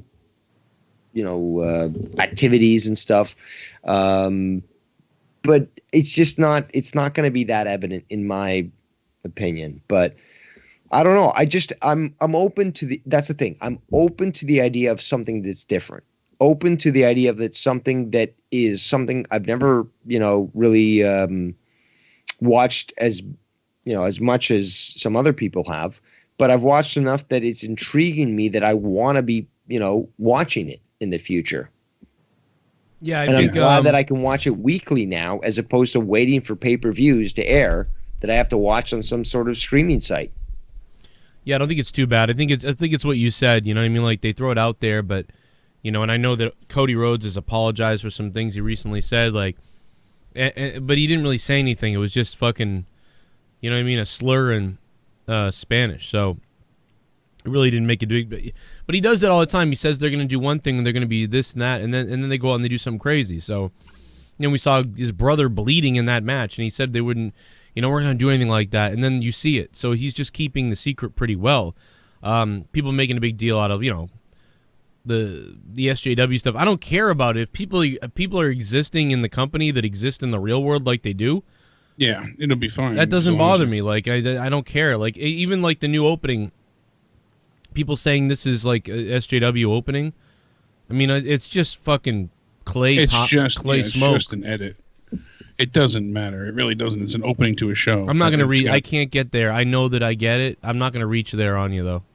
It's just, I mean, they got one. They got one. They got an openly gay guy wrestling for them. Like, really, nobody cares and nobody wants like that to be like a big issue. Like, you want to be effeminate in the ring? Like, yeah, fucking Goldust did that too. Like, yeah. Again, like, it's your character, fine, that's cool, but like, nobody cares if you're like. Well, that's him. That's not. It's him and his character. What? Well, it's him. It's like him is his character. Yeah, but like Cody has done things that make people think he's like full SJW. You made a good point. It's like I think he kind of knows what he's doing. Yeah, I think he gets it. He's a big Star Trek guy too, so I think he's doing the Star Trek thing. He's trying to get every different kind of person involved. Yeah, beyond. I just don't like the hypocritical nature, like I said before. Yeah, that bothers me. Have we really seen that compared to WWE? Like, yeah, they got a gay guy wrestling for them, but like, have you? I think I've seen more egregious actions by the WWE trying to virtue signal than AEW. Yeah, I mean, yeah, so far you might be right. AEW yeah. is just like, yeah, we don't give a fuck. Like, we're here, we're gonna hire anyone, and fuck you. A lot of people would say Nyla Rose being a transgender winning the thing, and people all have like those, I mean, people are all mad. Some people are mad about that. But yeah, I can't wait for AEW, man. Get us a rest from this bullshit, please, because this has been Shit terrible. Bum. This That shit big bum. black cock. Lana, you slut, just kidding, I wanna squirt in your mouth. Oh, Blunk That's the and thing, though. cunt pussy juice. Yeah, I just want to see something different. That's the thing, like I want to be entertained by new stars that I've got to learn about. Like, I tune into a show, I was like, who the fuck is that? Well, let's jump on the internet. It's like, oh, well, that's kind of cool. They had this experience in New Japan Pro Wrestling, or they worked in the indies here, and it's like, yeah, I kind of I dig their character and stuff. Dave's going to be a big Luchasaurus fan. Yeah. I really believe that Dave is going to love Luchasaurus. The whole Jurassic Express. He's seen Luchasaurus in, where did you see him? I know where you saw him, but I can't think of it. I'm an Omega guy. Lucha Underground, right? Yeah. Did you see you like Luchasaurus, right, Dave? I believe I saw him on a pay-per-view, but I don't know. I don't like it when they overplay this whole lucha thing, like Lucha Party, Luchasaurus, like fuck off. Oh, this maybe not. Actually works, I think. I think it works too because it's funny, like it's like a thing. It's not like, but yeah, I'm sick of the whole lucha thing too, like Lucha House Party, Lucha Bros, Lucha this, Lucha that. Like, but it's just weird. Yeah, I agree with you there, but I think he's so like that fits him though. You know what I mean? Like that kind of in a way fits him. Shit bum. Joe. So does Vince even care that Hell in a Cell is on Sunday? I mean, 3 matches really. My God, these builds just keep getting worse. But I guess it doesn't matter since all he cares about is getting that blood money in Saudi. So what's the point? Yep. The Elite 95. Thank you for the $5. I mean, what's the most they can possibly make from Hell in a Cell this week? Maybe $1 million. What are they going to make in Saudi? You know what I mean? Saudi Arabia is going to be worth $20 million. Sort of derail this a little bit, but you guys had sort of mentioned you'd mentioned this fact on Twitter and stuff that John Morrison has re-signed with the WWE. But he says he hasn't, yeah. Now, obviously, he was involved with Lucha Underground and all that, but like, I don't think I've heard your comments, and if you did say this, I apologize, but like, I'm wondering, what do you think about that? What do you think about him coming back? What do you think he's going to be doing? And is he going to be relegated to some sort of, bad position, or maybe is he going to go back to NXT and actually really put on like the good shows that we know he's capable of, and really like make these people shine? Oh, there's a lot of things. A lot of people think he's debuting on SmackDown. Yeah, going back to NXT or going to NXT would be really interesting to have him there. The possibility I heard was that him and Miz would reunite. That will be a dud, man. Do a Miz and Morrison. Yeah, the way that I'm not saying I agree with it, but that's just what I had heard discussed. No, I heard it too. I did hear that as well. I did. That's the main thing being talked about. That was the main thing being discussed. Yeah, is him and Morrison will bring back to what they had originally in their tag team, and I think I'm not crazy about that idea. He's definitely better served going to AEW, but here's the problem: AEW can only offer him probably between $70,000 to $115,000. That's the budget they're at right now. In WWE, they would offer him above $250,000, if not like a lot more. Oh, I bet you he can get himself like a $700,000 contract. No, he can. So it's like, what are you gonna do? Think about it, Dave. Right? Because it's like it is absolutely true that AEW cannot pay him more than $150,000 at most, and that they're done doing that right now. And WWE it's can understandable. Pay him. It definitely is understandable, both from his point of view, John Morrison's, as well as from the company that's offering the money. Like, AEW can't offer more than a certain amount, so it's understandable if he says, "Well, sorry, WWE offered me more." I don't think they have it, out for him. But like, it just makes perfect business sense for Morrison to actually go and do that. To expand on what Gatekeeper Drew said, Morrison should just pick up where he left off, get even with The Miz, because they really didn't finish that storyline. The Miz got over on him, and that was kind of it. So Morrison comes back, plays nice. They work together for a few weeks, and then screws over The Miz and finally gets into a feud with those two. I could see that working before he goes on a good singles run. Jake, I know that your intentions are good, but it honestly sounds like the explanation that a beaten wife says to the cops. Like, because honestly, though, this guy is capable of so much. He is so entertaining when he's allowed to do what he is allowed to do. But, like, just think honestly, though. Look at what Vince is doing to people currently on the main roster. And again, I get my news through you guys because I literally haven't watched in like 2-3 months. Okay. Yeah. And it doesn't sound like it's fun. I want to have fun. I want to enjoy something. I want to watch something and just forget about the There's a lot of people that have no idea who the hell he is. So teaming him with The Miz and showing people highlights of, nostalgia goes a long way. But don't you think it's better served if he goes to NXT? Makes those guys look like gold and fucking put on an amazing show where he's not being dictated to? I'd prefer him to do that, but realistically, I don't think that that's what's going to happen. I think they're just going to streamline him directly back into the main roster. Because most people would probably view him going to NXT as a demotion, honestly, even though it's still trying to be built as the NXT fans were. The NXT fans are smaller compared to love it. Yeah, he'd be super over if he went there. He would be huge over. God. But again, that's 1.2 million compared to 2.9. Yeah. So what? He's going to be okay. So how long is his contract? We don't know. We don't know anything. Okay, he's denying the contract on Twitter. Let's assume it's more than 2 years. I think that's fair, right? 2 years at least. Yep. He's denying the contract, by the way.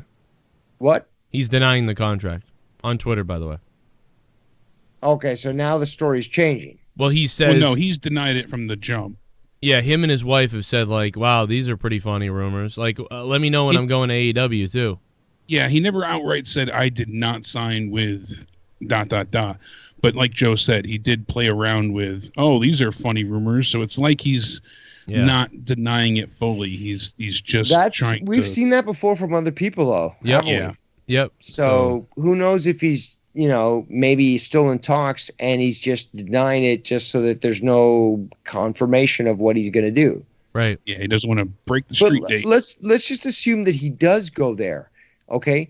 With Vince controlling things, how is that character actually going to get over? How is that actually going to be entertaining?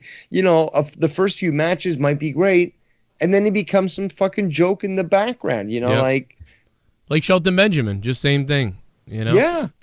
I think, Morrison is so over with the indie crowd, you know what I mean? So it's going to be tough to bring him into the mainstream. And which is why, that's why I was saying, like, why not just stick him with NXT and, like, make those people look like gold and, like, again, just bring the heat and the support. I would certainly utilize him first on Raw or SmackDown. Like, he's back, look at this. And if it goes well, then keep him. And if it doesn't seem to go as well, put him back down on NXT. If it goes well, Vince will get involved. Yeah, that's true. That's either not way. going to happen. Yeah, you're kind of screwed either way. They're planning on shuffling people to NXT apparently as well. Thanks for subbing, Matt. So I mean, it could be where he's on the main roster, and then he's going ahead and he can go to NXT and make people look like pure gold. Now I can't envision them sending him to NXT willingly. It would be a demotion. Not right away. $9 for a fuck. Someone donated 9. I'm getting hard. I got 9 inches inside of your wife. Let's some of these play because feeling I'm coming and my balls have turned blue. $9. Suck my dick.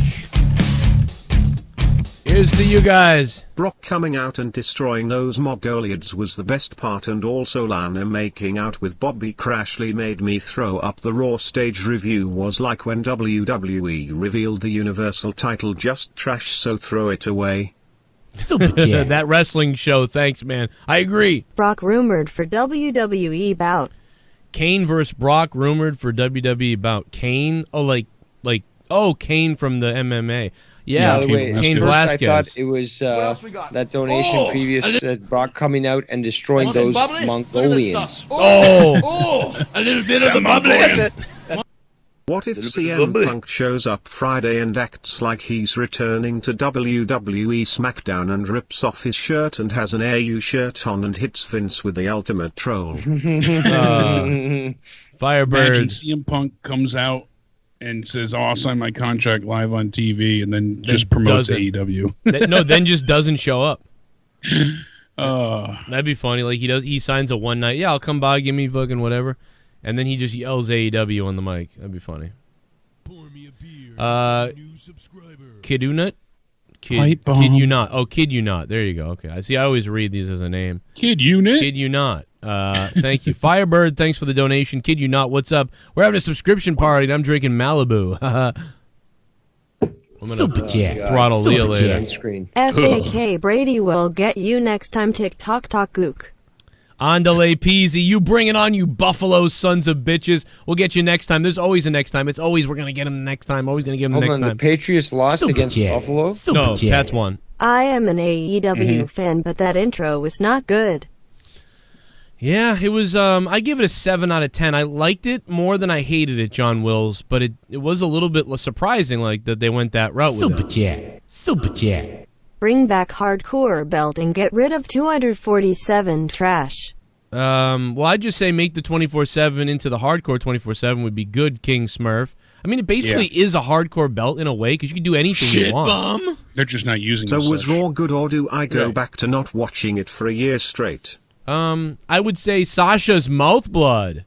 Thanks for the $5. We haven't seen you donate in almost that long, so you know what? Watch it again, because then you can come back here and start dropping. No, I'm just kidding, Sasha's mouth blood. No, watch the opening with Brock Lesnar. Watch the ending, last 10 minutes, and that's all. I even said the Rude and Ziggler tag match was good.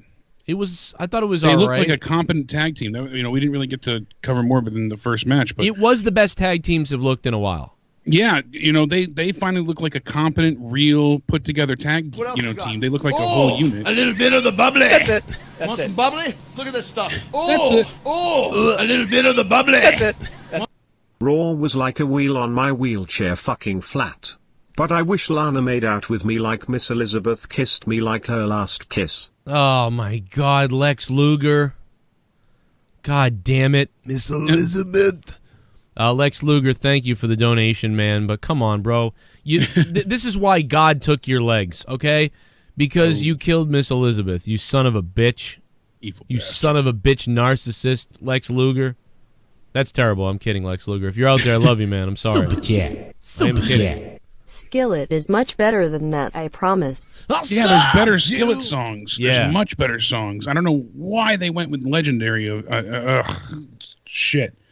Yeah. Is it just a shitty song? Shit bum.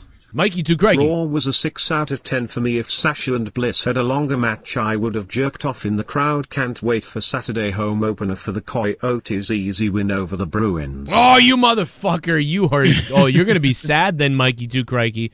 You're going to be sad when the Bruins beat the shit out of your Coyotes on whatever day that is.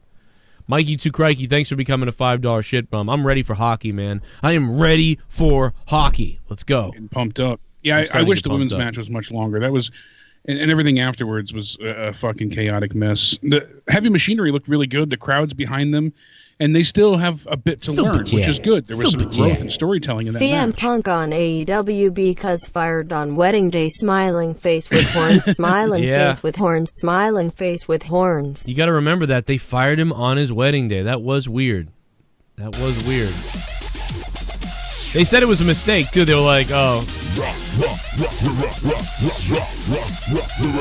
A little bit of the sunscreen.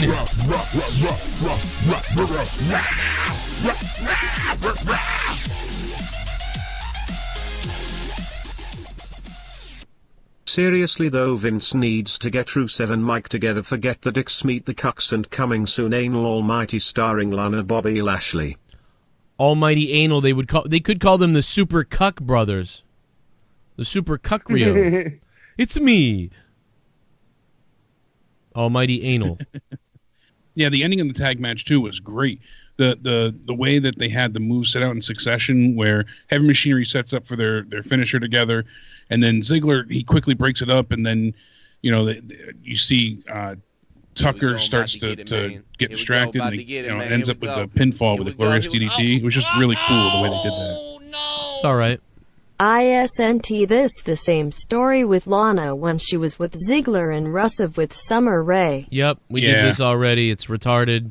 I thought this was done better, though. I thought, like, her kissing Bobby Lashley, I was like, whoa. Like, I believed this way more than that. That was dumb as shit to me. That was dumb as shit, but they also haven't spoken yet, so let's hear what they have to say next week on the microphone, and we could really hate this. Yeah, but I mean, that's my problem. Because Bobby Lashley's not good on the mic. I saw your girl, and I thought she'd look a lot better with me, Bobby Lashley.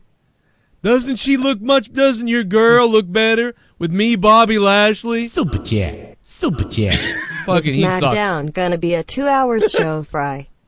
Yeah, everybody's talking about the time on Delay Peasy, the time on SmackDown on Friday. Is there a difference there? It is a 2-hour show. They have a half an hour blue carpet instead of red carpet event beforehand with people arriving.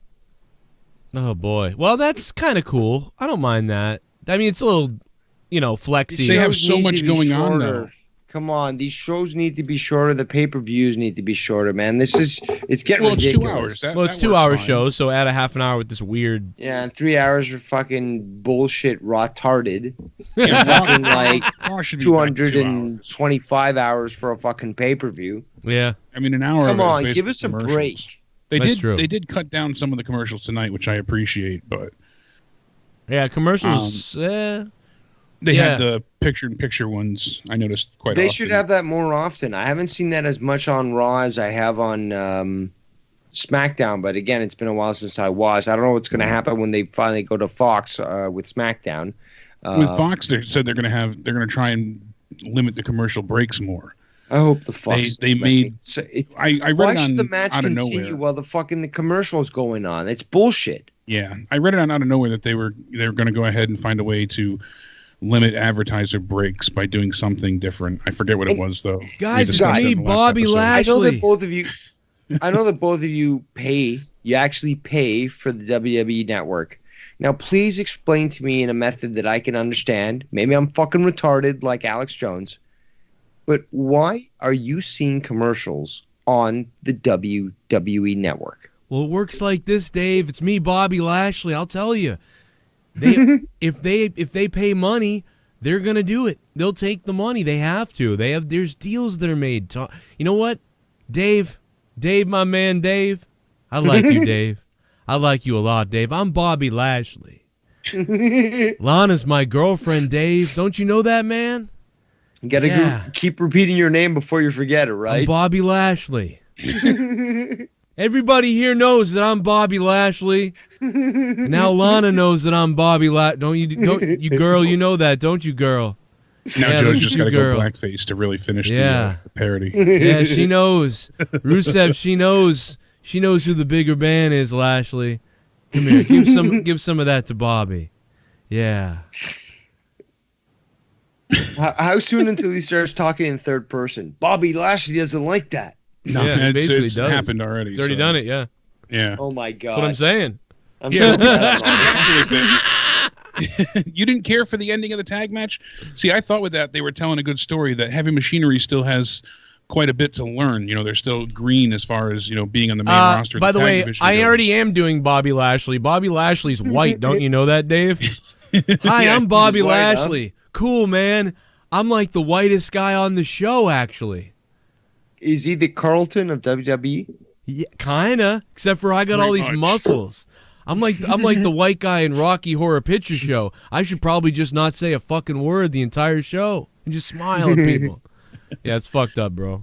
Touch me. I could have done without that, but The Miz. What about Miz TV, Joe? Oh my God. Zach Connor. Morrison should go to NXT. Imagine Dream versus Morrison. Yeah, dude. I mean, hey, listen, I'm game for the matches. But you know what? Thank you, Zach Connor. I agree, but from Vince McMahon's standpoint, they're not going to pay the guy $300,000 to $500,000 to come in and here go to NXT now. You know what I mean? They're going to bring him in, put him on SmackDown Raw, then maybe put him over on NXT. But anyway, back to what Jake just said. That was fucking kind of interesting for a little while. First, I rolled my eyes because I hate the Miz TV stuff now. I'm at the point where I hate it. This is the most cringe. Welcome to the most must-see TV. Blah, blah, blah, blah, blah. Miz TV. And then they added an extra, title win for Flair. I don't know if they just messed that up or what, but they said it and it was on the graphic thing. So they're just gonna say that now. They're gonna. I think that's probably maybe one of the deals. A few people had said to me.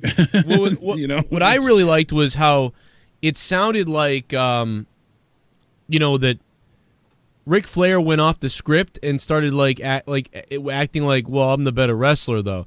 And it almost seemed like that wasn't supposed to happen in a way, and then and it was awesome though because I was like, "What's going on?" I believed it, I really believed it for a second. I was like, "Holy fuck!" Ric Flair is going off script and he's being like, "You know what? Fuck that. I'm better at wrestling. Yeah, you can have all this other shit." But it wasn't. It was part of it. He might have interrupted Miz before Miz got one last statement out, but whatever it was, it ended up feeling real for a second, and then all that completely went out the window. I want to take another run at the 24-inch pythons, and Flair starts taking off his jacket, and you're like, all right, this is, and then they kind of played around with it, and it was funny. But then they were like, oh, yeah, so why we're all out here is for this match. And it was like, And then Flair said something that I thought was the, fourth wall breaking moment of the night. He said, I want to have just as many zeros on my paycheck as Hogan does. Yeah. And I'm like, well, we know that's true because apparently, you were desperate enough to sue WWE because you were broke.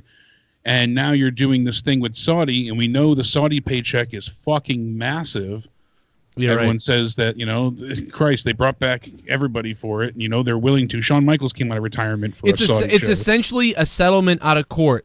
Here, Rick, do this Saudi show thing. We'll give you $1 million. Okay. And drop your lawsuit. Drop lawsuit. Yeah, that's essentially what it is to me. That's what it feels like because he's not doing anything. He's not going to wrestle. Mm-hmm. And he probably would have lost in court, number one. And number two, if they'd settled out of court, they probably would settle for about $1 million. So here, come do this show for us, and we'll give you $1 million for doing the show. Yeah, that's so then what the it Miz is saying how we're gonna have two teams. We got team Flair, team Hogan, and we're gonna have a 5-on-5 match. And instantly, I'm like, well, there goes Survivor Series, which is only 2 or 3 weeks after this show. Thanks, Rose, in for LA. being here. So that sucks. Right. And then they introduced the team captains. You got Rollins on one side, Orton on the other. So I'm like, oh, they're making Flair the heel kind of this. I'm okay with that. That works well. I think this will be fun. And then from there, it just became a weird, odd, convoluted mess because we were going to get a match between Orton and Rollins. And I'm like, all right, this will be decent. At least we'll get that. They start to have the match. The referee comes out. And then, we end up having Baron Corbin run in.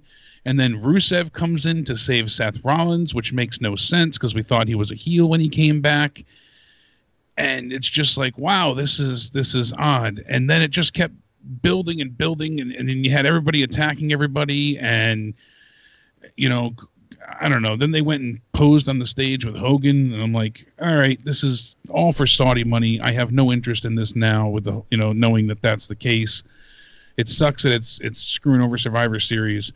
And even more so, it was just such a mess at the end with everybody running in and adding more people because they were saying how, we're not going to get the Universal title match now because Rey Mysterio is unable to compete. So we'll have, Randy Orton take his place in just a non-title match. Fine. And then it later led into Rusev challenging, kind of going back on the face turn that he had. So it was just a total cringy mess. Besides the one part, like you said, where it started to go a little off script and feel fun, the 3/4 of this was just a nightmare. It was just a cringy, unentertaining nightmare. I do have something to promote right now, everybody. If you wouldn't mind listening up for 1 second, this is big on Title Match Wrestling. TitleMatchNetwork.com. Go to TitleMatchNetwork.com tonight because Title Match just dropped the Battle Club Pro all intergender iPay-per-view. Tessa Blanchard versus Anthony Bowens. Jordan Grace versus Darius Carter. And so much more from Battle Club Pro. Battle Club Pro just released the iPay-per-view just today. Like I said, daily these are going up.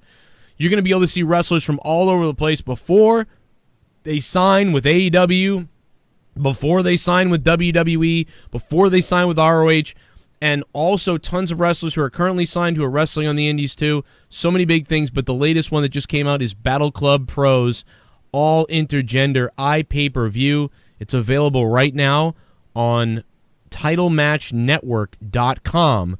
And of course, if you go over there, you get 2 free weeks to surf the site, to have a good time, see how you like it. You're going to like it. It's more wrestling than any other network other than WWE Network, except it's all over the world, all kinds of stuff. But also, if you use coupon code CRONIN, you're going to get 50% off for 3 whole months.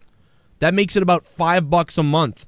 And you get everything. TitleMatchNetwork.com. If you are a wrestling fan, this site will make you come. Okay? You will come if you're a man or a woman. Let me explain this to you. Tonight, I will be monitoring the signups.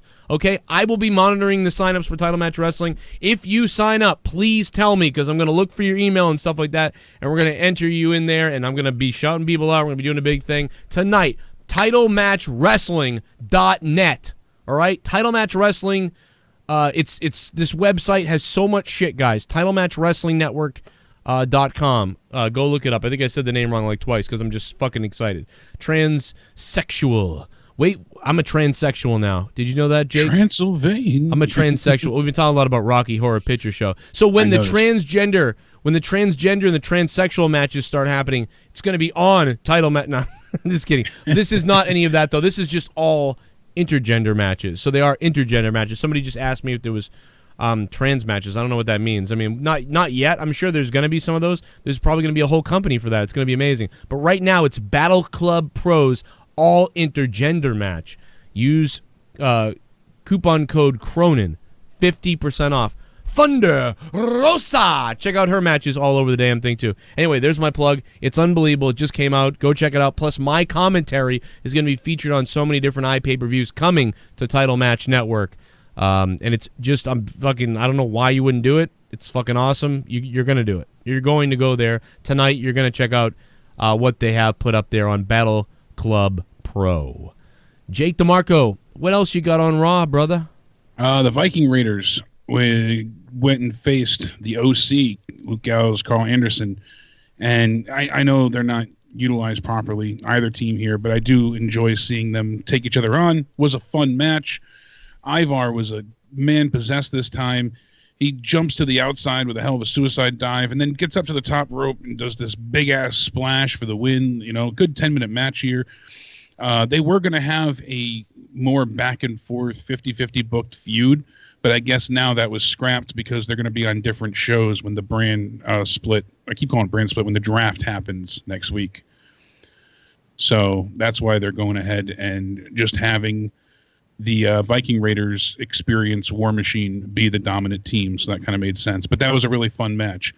Then backstage, you have Cesaro talking like a jackass, saying that, I should have taken out, I'm glad what Lesnar did. I should have taken out Rey Mysterio.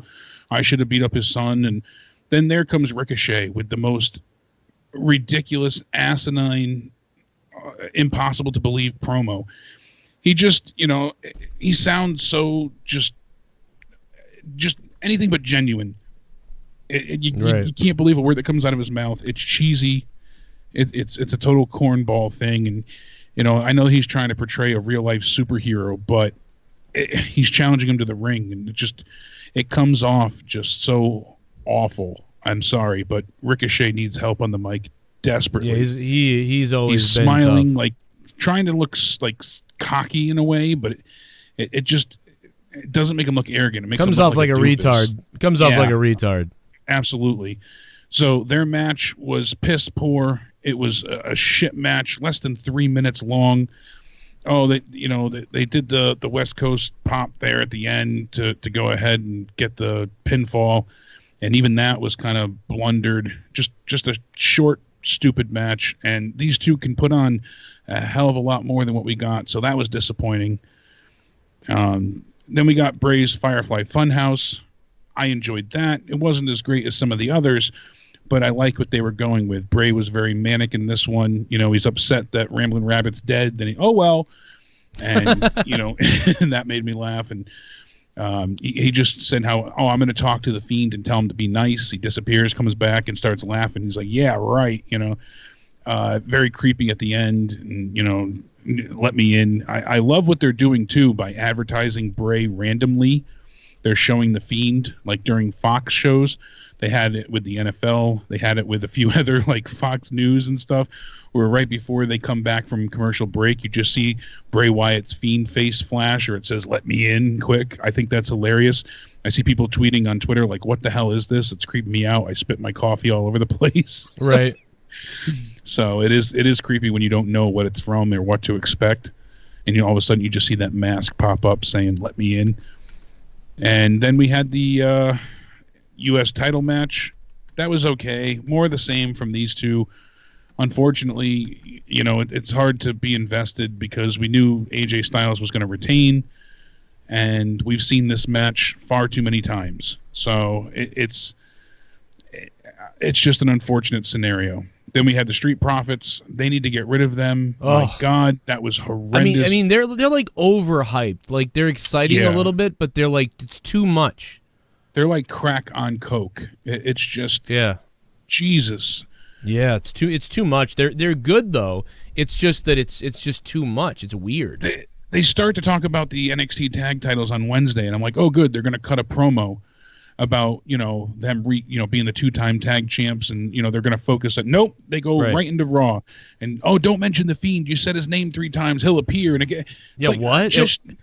It was so stupid. You're waiting for the Beetlejuice joke, and then it didn't happen, and it was like, what was that about? Why mention it if you're not going to go through with it? Yeah, why did they mention? So now that means that's true, or exactly. Or that was I wish the they joke. Said it the 3rd time. The lights turned out, and then the segment ended. That would have been they just ran too. out of the room. That'd be funny. Yeah. But also, why didn't he just go like, dude, what are you talking about? Dude, that's Beetlejuice. Exactly. Oh yeah. Well, that always scared me too. Well, yeah. And then, like they move on, but it was just like, why'd they say that? What the fuck? And then of course, to make things even worse, we have Natalya taking on Lacey Evans. I'm glad Evans won here. Mm-hmm. And I like how they say, oh, she pulled up by the tights. She doesn't have tights. It's just her outfit that she's holding on to. So wasn't really a heel tactic. She was holding on to her for the pin. She wasn't pulling on her tights. But it was a shitty match. And I'm sorry. I know some people do like Natalya, but that's the common denominator for every time there's a piss poor women's segment, match, angle, whatever you want to call it, Natalya's involved. So I'm glad that, Natalya got blasted with a women's right afterwards, left her lying there. Hopefully that's the last we see of her for a while. Let's have Lacey Evans go to SmackDown and go start taking on Bayley or something and make a good feud out of that. Right. Yeah. Especially with you get these type of quick blow-offs. We saw it a few times tonight. We saw it with, as I mentioned earlier, with Cesaro and Ricochet. And we saw the Viking Raiders go over. This is Special Agent Webster with the Federal Security Agency in Washington, D.C. I'm going to need a few moments of your time. It's one of those. We got the IRS coming after us now. One of those prank things. Yeah, and then we had the main event. Yeah. So, and I did notice right before the main event came back, you saw coming in from commercial, Bray's Fiend was there, and it said, "Let me in quick." So that was cool. Again, we covered that, that it was a shit show with the ending. To me personally, I didn't care for it at all. I dread what we're going to get. I think more or less, it's not even that I just didn't so much like tonight, but I know what's coming. Now we have to hear Bobby Lashley on the microphone. I got your girl, as you, you said, it's just all that shit I'm not looking forward to. Hopefully that doesn't overstay its welcome and they just have a quick feud and be done with it. It feels like this is being set up for Crown Jewel, honestly. Yeah, and that's the thing is, like, you start investing in some of these things, and then they start mentioning, like, Crown Jewel, and you just go, oh. And you feel like you feel betrayed whenever they go into that. And unfortunately for them, it's just like, dude, it feels like that's not a canon thing, and you're putting it on the main show, though. So how could it not be canon if they're mentioning it on their main shows that are canon? So exactly. People talk about that like, oh, it's not canon. Yes, it is. It's all over all the main shows. So it really is. Like, but they don't. There was a time where you didn't feel like it was, but we know now it absolutely is. Yeah, and I didn't think so either. But I mean, dude, they're gonna make millions of dollars over there. Like they might make $1 million on Hell in a Cell. Then they're not gonna make that much, but they say they do. They're gonna make $100 million in Saudi. So they don't care about this. They can't like. It's weird. Super Chat Party. The Frog Kid is back. Where is Beefy Mario Joe? Oh yeah. I don't know where Beefy Mario. Yeah. I have not heard Beefy Mario since about, I want to say 2016 or 17. Probably in there. He called in once a little over a year ago. It was randomly. I don't remember. We heard from him on one of the reviews. I mean, we were shocked. I do remember being shocked, but now, dude, I think that was 2 years ago now. I really do. I don't think you might be right, knowing me and my brain, but it feels like it wasn't that long ago. But and I always thought we were going to hear from him again, and then we didn't. So if he's listening, what's up to Beefy Mario? But I don't think he's out there. Frog Kid, thank you for the super chat party. And by the way, I'm hot for daddy. Wow, we're really close to the goal here. What else we got? Oh, a little Oh, bit of the 250. bubbly. That's it. Want some bubbly? Look at this stuff. Oh, no, they're back. A little bit of the bubbly. They're back. The Sharks refs. Don't you worry, we're coming to fuck the NHL season up for everyone we officiate against. The San Jose Sharks referees are going to be back at it again this year, making sure that the San Jose Sharks don't make it anywhere again. So thank you to the San Jose Shark refs. As long as you stay there in San Jose and stay away from Boston, we'll be fine. We've already lost Game 7. We don't need to lose anymore due to your fuckery, NHL refs, that are obviously living in the Shark Tank out there in San Jose. Kamala, the Ugandan Gimp.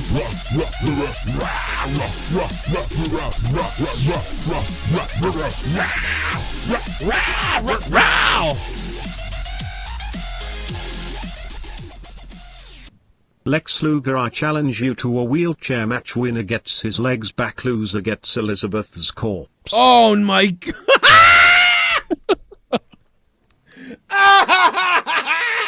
What the fuck?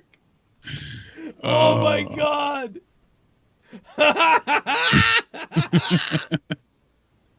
Oh my God. Damn. Dude, that's the funniest thing. Loser gets Elizabeth's corpse, dude. What the fuck? Oh my God. Pour me a beer. You've got What a new the subscriber. fuck, dude? I'm gonna fucking lose it. Oh my God. Oh, June. Thanks for subbing to the channel. Oh. What else we got? Can't Oh, a little bit of the bubbly. That's it. Want That's some it. bubbly? Look at this stuff. Bubbly. Oh, a little bit of the bubbly. That's it. Ooh la la la la, na give big black Tarzan that pretty mouth. Here it is, get ready for the Cockosaurus. Oh my God. Joe Cronin's cock must win. He is back. And he dropped $3. Cockosaurus. I like that name. Good old Cockosaurus. Cockosaurus Rex. Anything else, Jake, from Raw that you wanted to mention? No, you gave it a 2. I'm at a 4 myself. Like I said, I liked a few more things I think than you did, but mostly it was just the tag stuff that stood out to me tonight, and the intro. Right. They could have avoided all the Rusev stuff at the end and just had, with Lana, save that for another time. And they should have had the Fiend take out Rusev quick and then, take out Seth as well. I think that would have been better served. But we're that much closer to Sunday, so we'll see what happens at Hell in a Cell. Well, the more I see them practicing that match, I'm tending to believe that Bray's not going to win the belt. He's just going to end up almost losing and then disappearing from Hell in a Cell. Because that's what they're doing in the house show circuit now. He eats, I think, 4 curb stomps in a row and then gets up and then all of a sudden he disappears. You know, the lights go out and he disappears. I figure we're gonna see Braun, right? He's gonna probably show up and fuck it all up. Yeah, you think that's what'll happen? Because what's he doing at Hell in a Cell, and what has he been involved in? Nothing. He's been involved in this, Bray. Yeah, this up until now. Yeah, nothing though. He wasn't there tonight. Maybe. Shit. Yeah, I mean, maybe somebody will come to help Seth because Bray or the Fiend is gonna do something like horrific. You know what I mean? Like maybe he's pulls out a chainsaw. You know, like somebody has to take out. You know, I don't know, but it is gonna end. I'll be surprised if this ends in a clean win for anybody. Yeah, I mean, it's too early even to think like Bray is gonna get thrown off a cell or something and be out. You know, it's even too early for that. I feel like it's too early for him to even lose like via that. Something major. Yeah, like he needs to win, or there needs to be no answer. Like I can't see. I think it'll be where Seth gets the upper hand suddenly. You know, the third curb stomp, the fourth curb stomp, the fifth. But there's no DQs either. Pinfall. Well, he goes for the pinfall, and then all of a sudden, the Fiend is gone. Yeah, that's what they've been doing at the house shows. You know, he goes to pin him, and then he's just gone. So. Yeah. Because there's no. Yeah, I mean, there's no disqualifications. Yeah. So it's not like somebody's going to come out and it ruins it, you know. So somebody's got to lose, or exactly. It's So end. if Braun comes out, you know, what's he going to do? Even if he costs Seth, then Bray gets the belt. And I don't know if that they're definitely going to pull that trigger yet. It just doesn't seem likely. Yeah. But then again, I mean, who knows? Like, I'm curious. I am curious to see what they're going to do, kind of. But I'm just worried it's going to be like, oh, that's all they did. Okay. 315. By the way, thanks to Devious Dave Rose for stopping by for a little bit earlier, man. That was really cool to have Dave stop in. It's been a while. It's how we found the show originally. So, 315, what's up? Yo, what's going on, man? What's up? Yo, I actually enjoyed the show tonight. Cool. I mean, that's cool. I was incredibly surprised. What about what? That limo. The limo's got me fucked up. Who's in the fucking limousine? It was supposed to be Rusev. Bobby Lashley was. Bobby Lashley. Yeah. But did you see the license plate? D Rose 27. Like Dave Rose? D Rose 27. What does that mean? I don't know. You asked me. You tell me. I mean, I don't know. That's what the limo said. Yeah. Right on the fucking license plate. We never saw anybody come out of the limo, so you don't actually know who was in the limo. I guess you could be right. They never said who was in the limo. I guess you're. I thought it was assumed it was Bobby, but maybe I missed something. Yeah, I thought they were alluding to the fact that it was Bobby Lashley and Lana, but yeah, like Lana was in the limo and he had her driven I sat there. there and thought Derek Rose. I'm like, Derek Rose? No. Yeah, like I don't think I honestly think that that's just the license plate of whatever limo company they rented the limo from. Yeah. I don't think that means anything, to be honest. Yeah, but they would blur that out, wouldn't they? I mean, they wouldn't show that. No, they've shown them before. Yeah, I mean, they've always done it. I mean, I know that we're in the age of doxing now. I mean, technically, they could get like fans could be calling the, you know what I mean? I see D Rose limo driving, like they just threw crack out the window. You know, so I mean, that is why you would want to blur it, but it could be a dummy license plate too that they put on the cars. When they know they're going to be on camera too, that's something else that happens. So they don't have to blur anything, but just throw the license plate on. I don't know. Yeah, I don't know. But the weird thing is, they showed the limo, but for the first time, they never showed somebody coming out of it. I'm going to bet they. When I saw the limo, I thought Vince McMahon was going to walk out. Like, I'm betting that the limo. Paul Heyman called out Vince McMahon for all the bullshit that was going on. Like, oh my God, I'm getting sued. Well, the limo is the limo is there to make you stay to the end because you want to see who the hell was in the limo. But you can't. You never got to see who was in it. But you can't do the reveal because the person who's in the limo came out onto the stage. So if they'd done the reveal of in the limo, then you would already know. But they always do the reveal. You always see the limo pull up, and right, and they know that, so they did it tonight. Somebody gets out. So they did that tonight. So 'cause you're like, I got to see who comes out of that limo, but then they just did it at the main event and on the stage instead. I mean, this was entertaining to a certain extent, but I mean, you got to go a little bit farther. Maybe you fake everybody out and somebody else was in the fucking limo. I mean, maybe next week they come out and Brock Lesnar was served fucking papers or something. You know, you never fucking know. I don't want that again. God, not more Shane McMahon, Owen. You're fired. Fucking... Vince McMahon came out of the fucking limo and said, "Fuck you, Brock Lesnar. You're done." Let me. I love you, man. Hey, let me ask you an honest question. What are you drinking tonight? Because I'm drinking Malibu rum. What are you drinking? Batty Ice. Natty Ice? Labatt Ice. Oh, Labatt Ice. Okay, so you're up in Canada. Oh, yeah. Oh, fuck no. I'm in Syracuse. New York? Oh, yeah. Okay. So you're just drinking tonight? You not no pills? Oh, fuck that. You smoking any weed? Nah, not recently. Just a lot of beers? Oh, yeah. Fuck not yeah. a lot. Not a lot? Okay, well. I was on like a 2-hour delay. I was on the fucking road. Somebody crashed out on fucking 690. They pissed me off. That does suck. Oh, man. Well, I hope they're dead. Anyway, thanks for the call. I was expecting him to be like, yeah, bro, I just did a tablet of fucking... Like, I don't know. Like, he was hilarious. He sounded like he was like about 12 beers deep. Like 12 beers. Like, he sounded loaded to me. At least. Anyway, Jesus Christ. I mean, that's the level that you have to get to watch this show. You know? Dominic sold the shit out of that shit, though. He almost dropped No, he him. really did. That's why I said I was excited. Yeah. Well, that's why... I was, because once I heard the crowd chanting asshole, I'm like, all right, this was so well done. You know why Lesnar had trouble lifting him up to hoist him when he was grabbing him?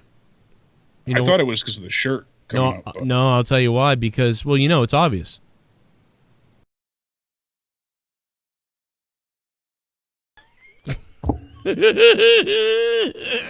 Slippery. Oh my God, I blanked it out. I couldn't do it. Yeah. I couldn't do it. But there's people out there in the chat that might know what I said. Yeah. It is a very horrible fucking racial thing that I said, but it was a joke. But I didn't say it. I didn't hear anything. But that's why Lesnar had trouble holding on to him. But dude, I thought Dominic really did a great job. He just looked like he was getting the shit kicked out of him. I was really concerned for the dude.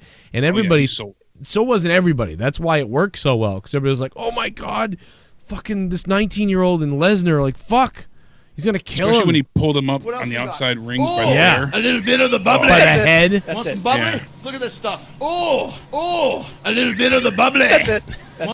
I'll be here almost every week from now on for the reviews because who seriously wants to watch cancer in action? Sasha's mouth blood, thank you. Oh, I'm glad you're going to be here every week. Yeah, you don't want to watch that. You don't want to watch that.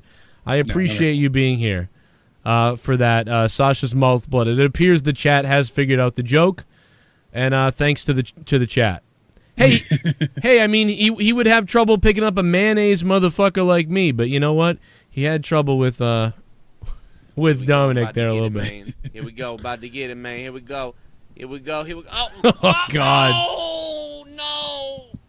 I feel 90 sure Velasquez has secretly signed with WWE. I doubt they'll use his first name of Kane to be the Avenger for Ray and Dom. Yeah, and they wouldn't like Velasquez either. Moshmaster D, what's up? Yeah, you know Vince doesn't like Velasquez. You know that's a name Vince won't like. Yeah. You know what I mean? No, not at all. They'll probably call him Big Vel. Because like fucking because Big V. They can't do Kane because they've got a Kane already. And Velasquez is just too fucking not white Irish for Vince. So I don't know, man. Vladdy Velasquez or something, or Vladdy. They'll start calling him Vladdy or something. I mean, really, they will have that issue because Vince will like lose his mind over that shit. He don't get it. Yeah. But that's a fight a lot of people want to see. So. Right. What's up, man? What's up, Mike? All my Yeah, a lot of old people tonight. Like you just said, Sasha's Mouthblood. Monday Nitro was in the chat before. Mosh Master D. Wow, all the old school people are here tonight. Hit that like button, by the way.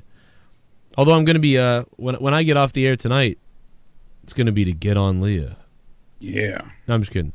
No, Leah is back from her Texas vacation, so I'm happy about that. You got a week of nut to catch up on. A week of my mom was here. Could have slept with her. Could have.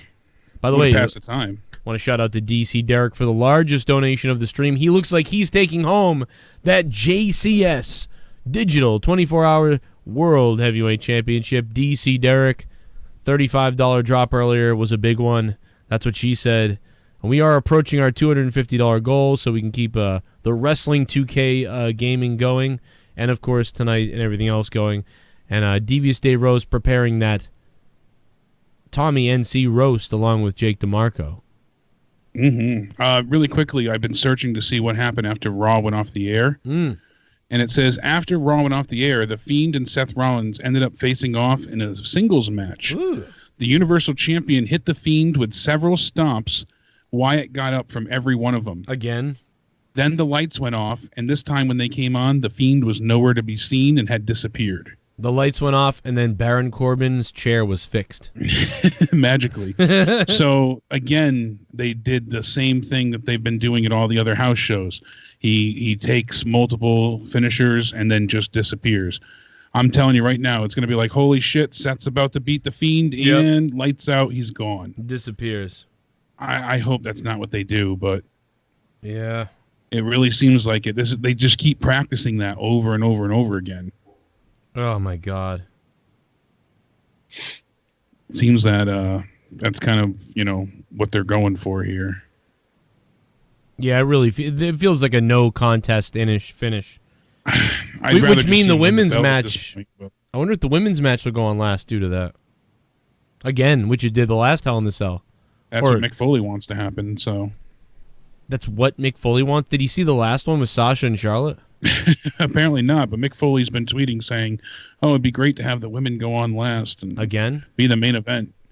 And I said, "Well, that you just want it just because they're females." He's such a virtue signaler. He's such a virtue signaler. I said it's not. They're not the top, story at this point in time. I bet he cheats on his wife. I'm not even kidding. Unknown caller, hello. Hey, what's up, Joe? My name is Drew. Drew's wife. Finishing move for black men. Oh my God! Did he say my name is Drew though? That was weird. That's what I thought he said. He sounded like he was like on acid too. Yeah, that was weird. That was bizarre.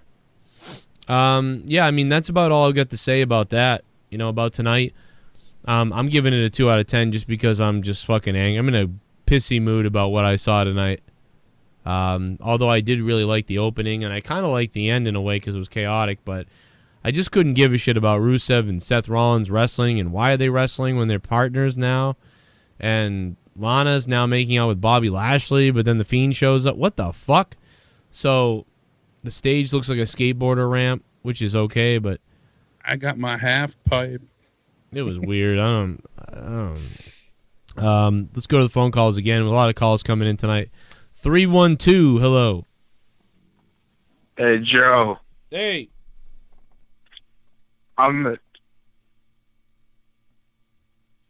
What? Wow. That is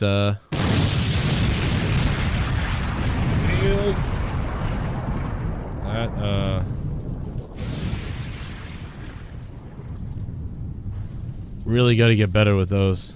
This call sucks. Somebody suck him off. Somebody suck him off. I love that donation. Oh, where's the Leah clip? Cocksucker, suck the cock. I'm allowed to talk forever. I got a fucking dick. I'm not allowed to talk as long as everybody else. Fuck you, fucking cocksucker. Suck your own dick tonight. Jesus. That's right. They're Jesus. Nice. They're fucking beautiful. They're fucking wicked awesome, man. Oh! Hopefully she had a good birthday. This is what she's gonna sound like later. When you take her by surprise. Well, here's a question that goes back to a couple questions before. Who would you cast as Ganondorf? Who the hell is that? What? Ganondorf is the villain in Legend of Zelda. Gotcha. Oh my god, die. Wow. How do you not know that? Oh my god, die! I didn't play Zelda, you cunt. Oh my what? You didn't play Zelda? Oh my god! What do you mean all the shit I give you? About what? About like DC. Yes, the one time Leah killed me. You want to see the video? Sure. Lee, I can't find my USB cable. Did you clean up in here? Clean up all your stupid trash. How do you like to clean house? Oh, that actually looks pretty good. Look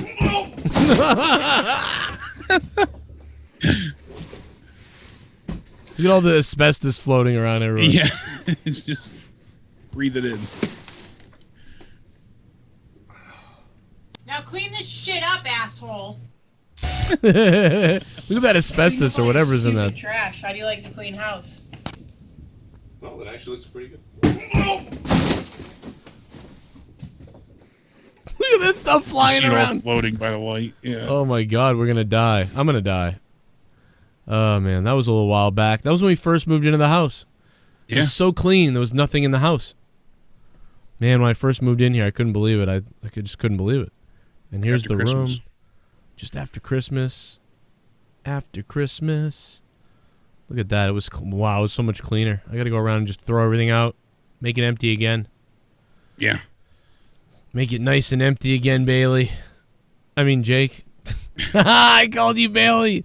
That's fucked up. That's 2 points.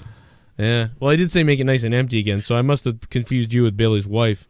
That's it. Just empty hole. Empty hole. Down below. Guys, make sure to subscribe down below if you haven't subscribed already. And on top of that, go to TitleMatchNetwork.com. Use coupon code Cronin to see that intergender entire iPay-per-view. Tessa Sounds Blanchard. crazy. She's going to kick someone's ass, bro. Yeah. Let's take another phone call. One last call, and let's see if this one's retarded. Let's see. One last call. Unknown caller, hello. Hey. What's up, man?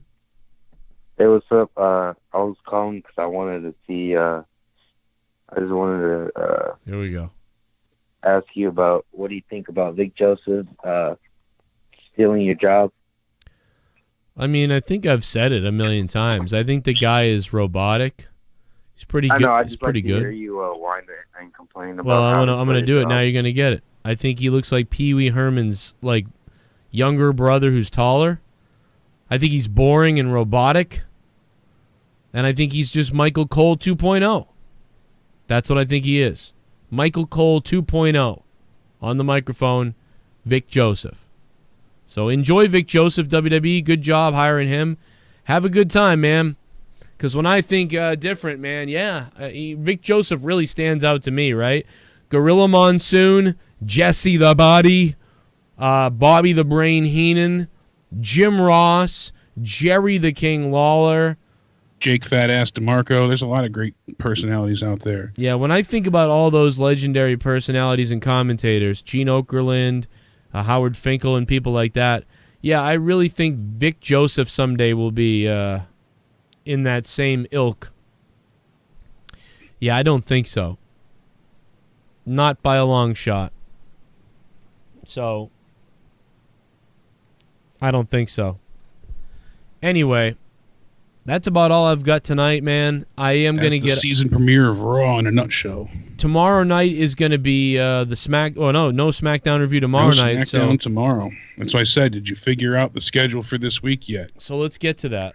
What do we think? Do we talk to? I haven't talked to Connor. I've mentioned it to him. No, that's why I mentioned it to both of you before in that chat. So what's your tentative game plan? What did he say?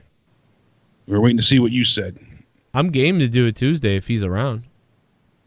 Do you want to know where then instead? Yeah, maybe do out of nowhere Tuesday. I mean, try it. Super Chat Party. See if the audience comes over. Raw 210 beginning was good but ending was AIDS. Steve Callan, I agree in many ways. Thought the whole show was... And by the way, I do like Lacey Evans. I like her too, man. I really do like her. She's so funny. You nasties. She's calling people nasties. I think that's hilarious. Yeah, Impact, I always like that. Impact is on Tuesdays. Oh, no. Can't miss that. Take a day off, Joe. Yeah, I'd like to do that, but I can't take a day off. Unless I get like $500 in donations on a Monday. Then I guess I could take a day off. Yeah, maybe unless you do Throwdown on Tuesdays and then do Out of Nowhere Thursdays. Yeah, we could do that. Because that'll come after AEW. I'm about to kill it. Oh, wait. And NXT. I gotta broke my face. Oh, God, I broke my face. Oh, I think I'm. Oh, what the fuck is. Oh, what the fuck is. Oh my God. Oh my God, my face. And Kevin Sullivan, after I'm done with Lex and have my legs back, I will challenge you to a match. Winner gets a nod in the shitty WWE Half of Fame. Loser gets your ex-wife Nancy's corpse swat. Too soon? Kamala, the Ugandan gimp. That's awful. Well, because Kamala lost his legs. That's horrible from diabetes. Like, for people that don't know, Kamala lost his legs to diabetes, and Lex Luger's in a wheelchair. Goddamn brutal donation from the Ugandan gimp. So there's an AEW special tomorrow night. Is that true? Yeah. I didn't know about that. Ed Blunt, thank you. Did you say this earlier? No, I said it last week. God, I didn't know. I forgot. Yeah, maybe Out of Nowhere should be Thursdays. Maybe Out of Nowhere will be Thursdays. So we'll do Out of Nowhere on Thursdays, and Throwdown will move till Tuesdays, which unfortunately will be weird to move two shows, because then I have to explain to the audience of Throwdown, like, hey, it's Tuesdays. So that's that will be bizarre, but it will be better for me because Throwdown is a little bit like Monetize This, not quite. It's a little different, but it's a little bit like it. So it would space it out better. Like, all right, Tuesday night Throwdown, cool. And then sometimes you find stories on Throwdown Thursday that you recap Friday. Yeah, and because it's it's too good to pass up. But yeah, well, let's try it. I'll try it this week, maybe. Yeah, we'll see how it works. Because at least then, for Out of Nowhere tomorrow, if we did it, we would have only Raw to recap and maybe some slight news. Mm-hmm. Lately, it seems like all the news has been coming out on a Thursday, anyways. Right. And Wednesday night we have 2 reviews and 1 to do. Basically, we've got AEW and NXT. So, wow, that's so weird. Okay. So here's the deal, everybody listening who's a Throwdown fan. Tomorrow night, Tuesday night, Throwdown on the Corrupted Nation YouTube channel. So remember, that's my other YouTube channel, Corrupted Nation. Go over there and subscribe if you want to hear Throwdown. It's going to be tomorrow night. Wow, how weird is that? That's going to be so weird to do Throwdown on Tuesday, but it makes sense. Yeah. And that's about it, man. That's it. I'm going to end the show tonight. I'm going to get to there was all kinds of stuff I needed to do today, and I'm going to go hang out with Leah a little bit for the first time in a while. And that's about it, man. Yeah, go tell her again. Everybody said happy birthday to Leah on Twitter. You. Yeah, everybody was happy birthday, Leah. So thank you guys for saying happy birthday to the wife. And thank you all for the happy birthday wishes to me as well. And Jake is a day before. You're the 29th, right? Yep. Fuck yeah. Getting older. How old are you? 65. I wish you was 69. 32. I had to double check that too. That's bad. I was like, I'm 33 this year, right? No, 32. That's pretty funny. Mm-hmm. All day I was like, it sucks. 33. Oh no, I'm 32. I skipped a year. Well, I'll be back on video games probably maybe tomorrow night after Throwdown, and then maybe maybe Wednesday night after the wrestling stuff, and then maybe Thursday, maybe Friday. I have no idea. I'll be back on games, though, probably tomorrow at some point. I will see you tomorrow night for Thursday Night Throwdown, which is now Tuesday Night Throwdown, Wednesday night for the AEW NXT review, Thursday night for Out of Nowhere, Friday for Monetize This, Saturday night for the Corrupted podcast on Patreon. And thank you to Mr. Beggs for becoming a $10 VIP patron, patreon.com/Joe Cronin Show, and Michael T for becoming a $5 a month Patreon. Thank you guys for keeping my shows on the air. Everybody who donated tonight, thank you as well. Big time shit tonight. Thanks for that. And I think I nailed everything. That's about it. Good night. We'll see you later. Yeah. That's right. They're nice tits. They're fucking beautiful. They're fucking wicked awesome, man. Over 50 million views. You're listening to The Joe Cronin Show. The Joe Cronin Show. The Joe Cronin Show. I hope you hang your mother. This country sucks! This place sucks! CNN masturbated all fucking day.